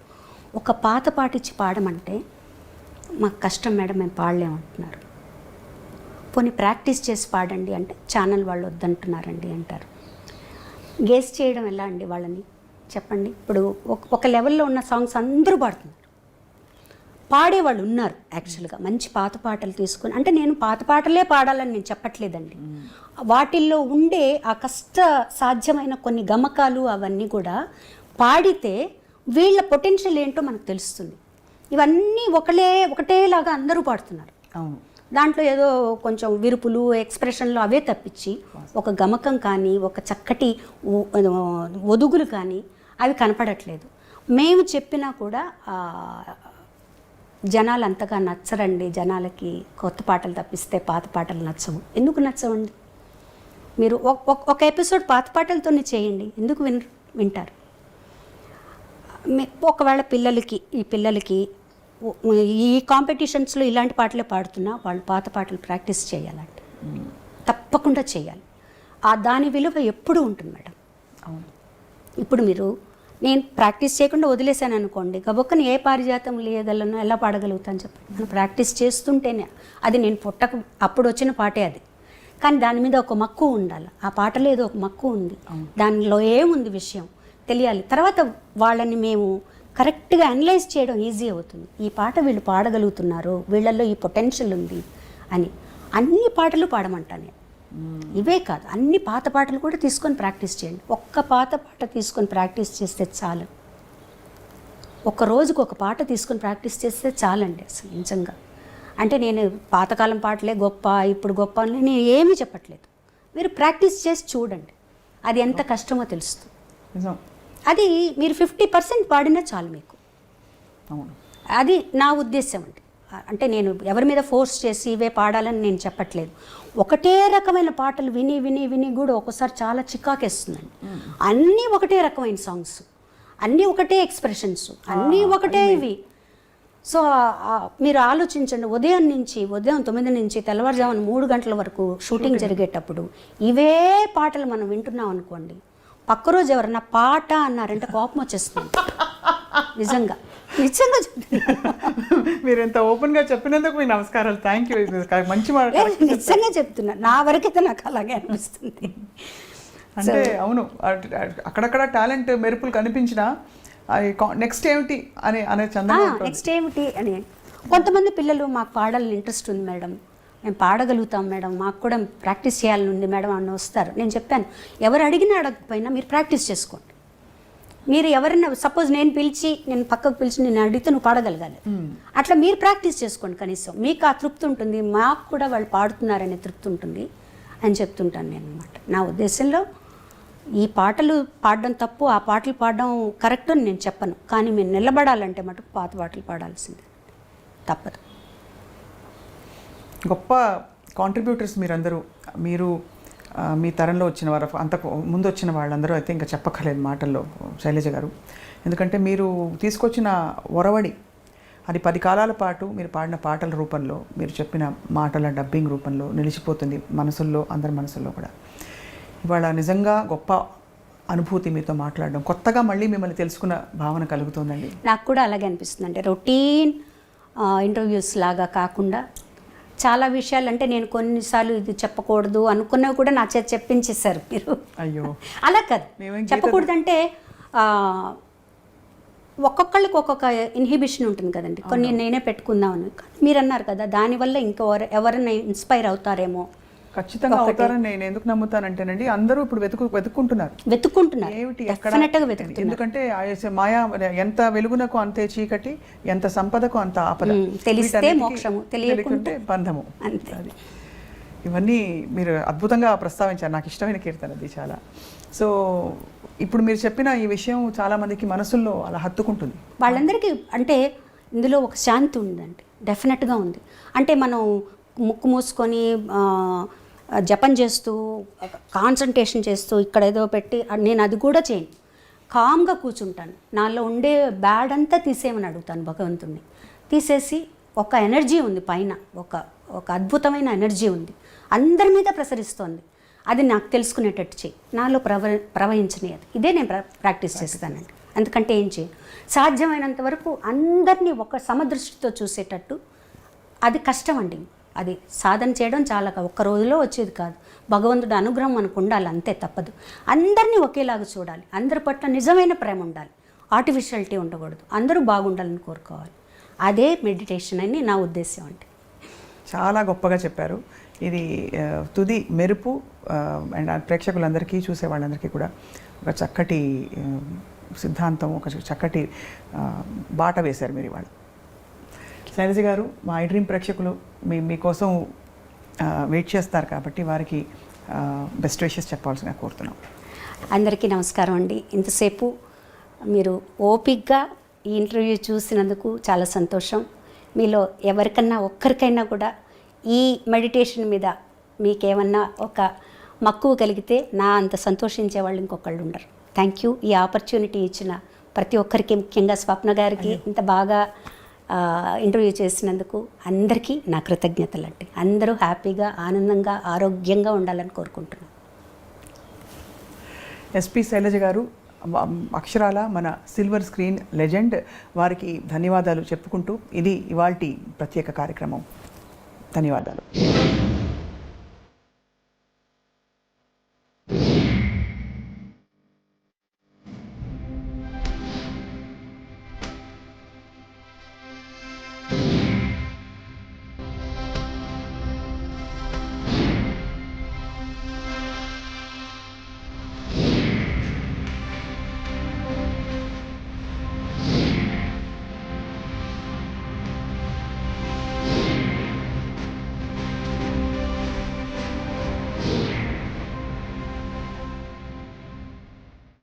కంచి కామాక్షి కంజదళాక్షి, కంచి కామాక్షి కంజదళాక్షి, కంచి కామాక్షి కంజదళాక్షి, కామదహన మనమోహిని జనని, కంచి కామాక్షి కంజదళాక్షి, కామదహన మనమోహిని జనని, కంచి కామాక్షి.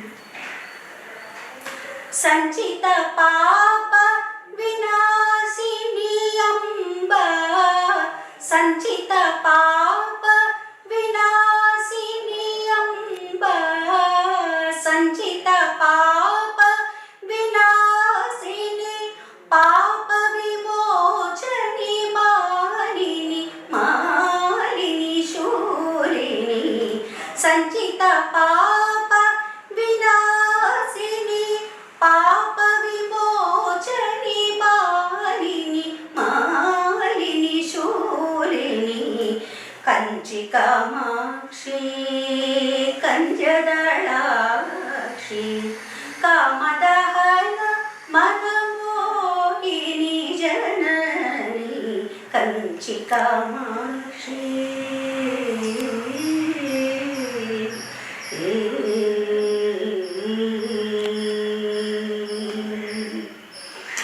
వరదరాజ సహోదరి వైష్ణవే వాంఛితార్థ ఫలదాయకి గౌరీ వరదరాజ సహోదరి వైష్ణవే వాంఛితార్థ ఫలదాయకి గౌరీ సురవర మునిగణ పూజిత చరణే సురవర మునిగణ పూజిత చరణే సుజన పోషణి శుకపావళి కళ్యాణి సుజన పోషణి శుకపావళి కళ్యాణి కంచి కామాక్షి కంజదళాక్షి కామదహన మనమోహిని జనని కంచి కామాక్షి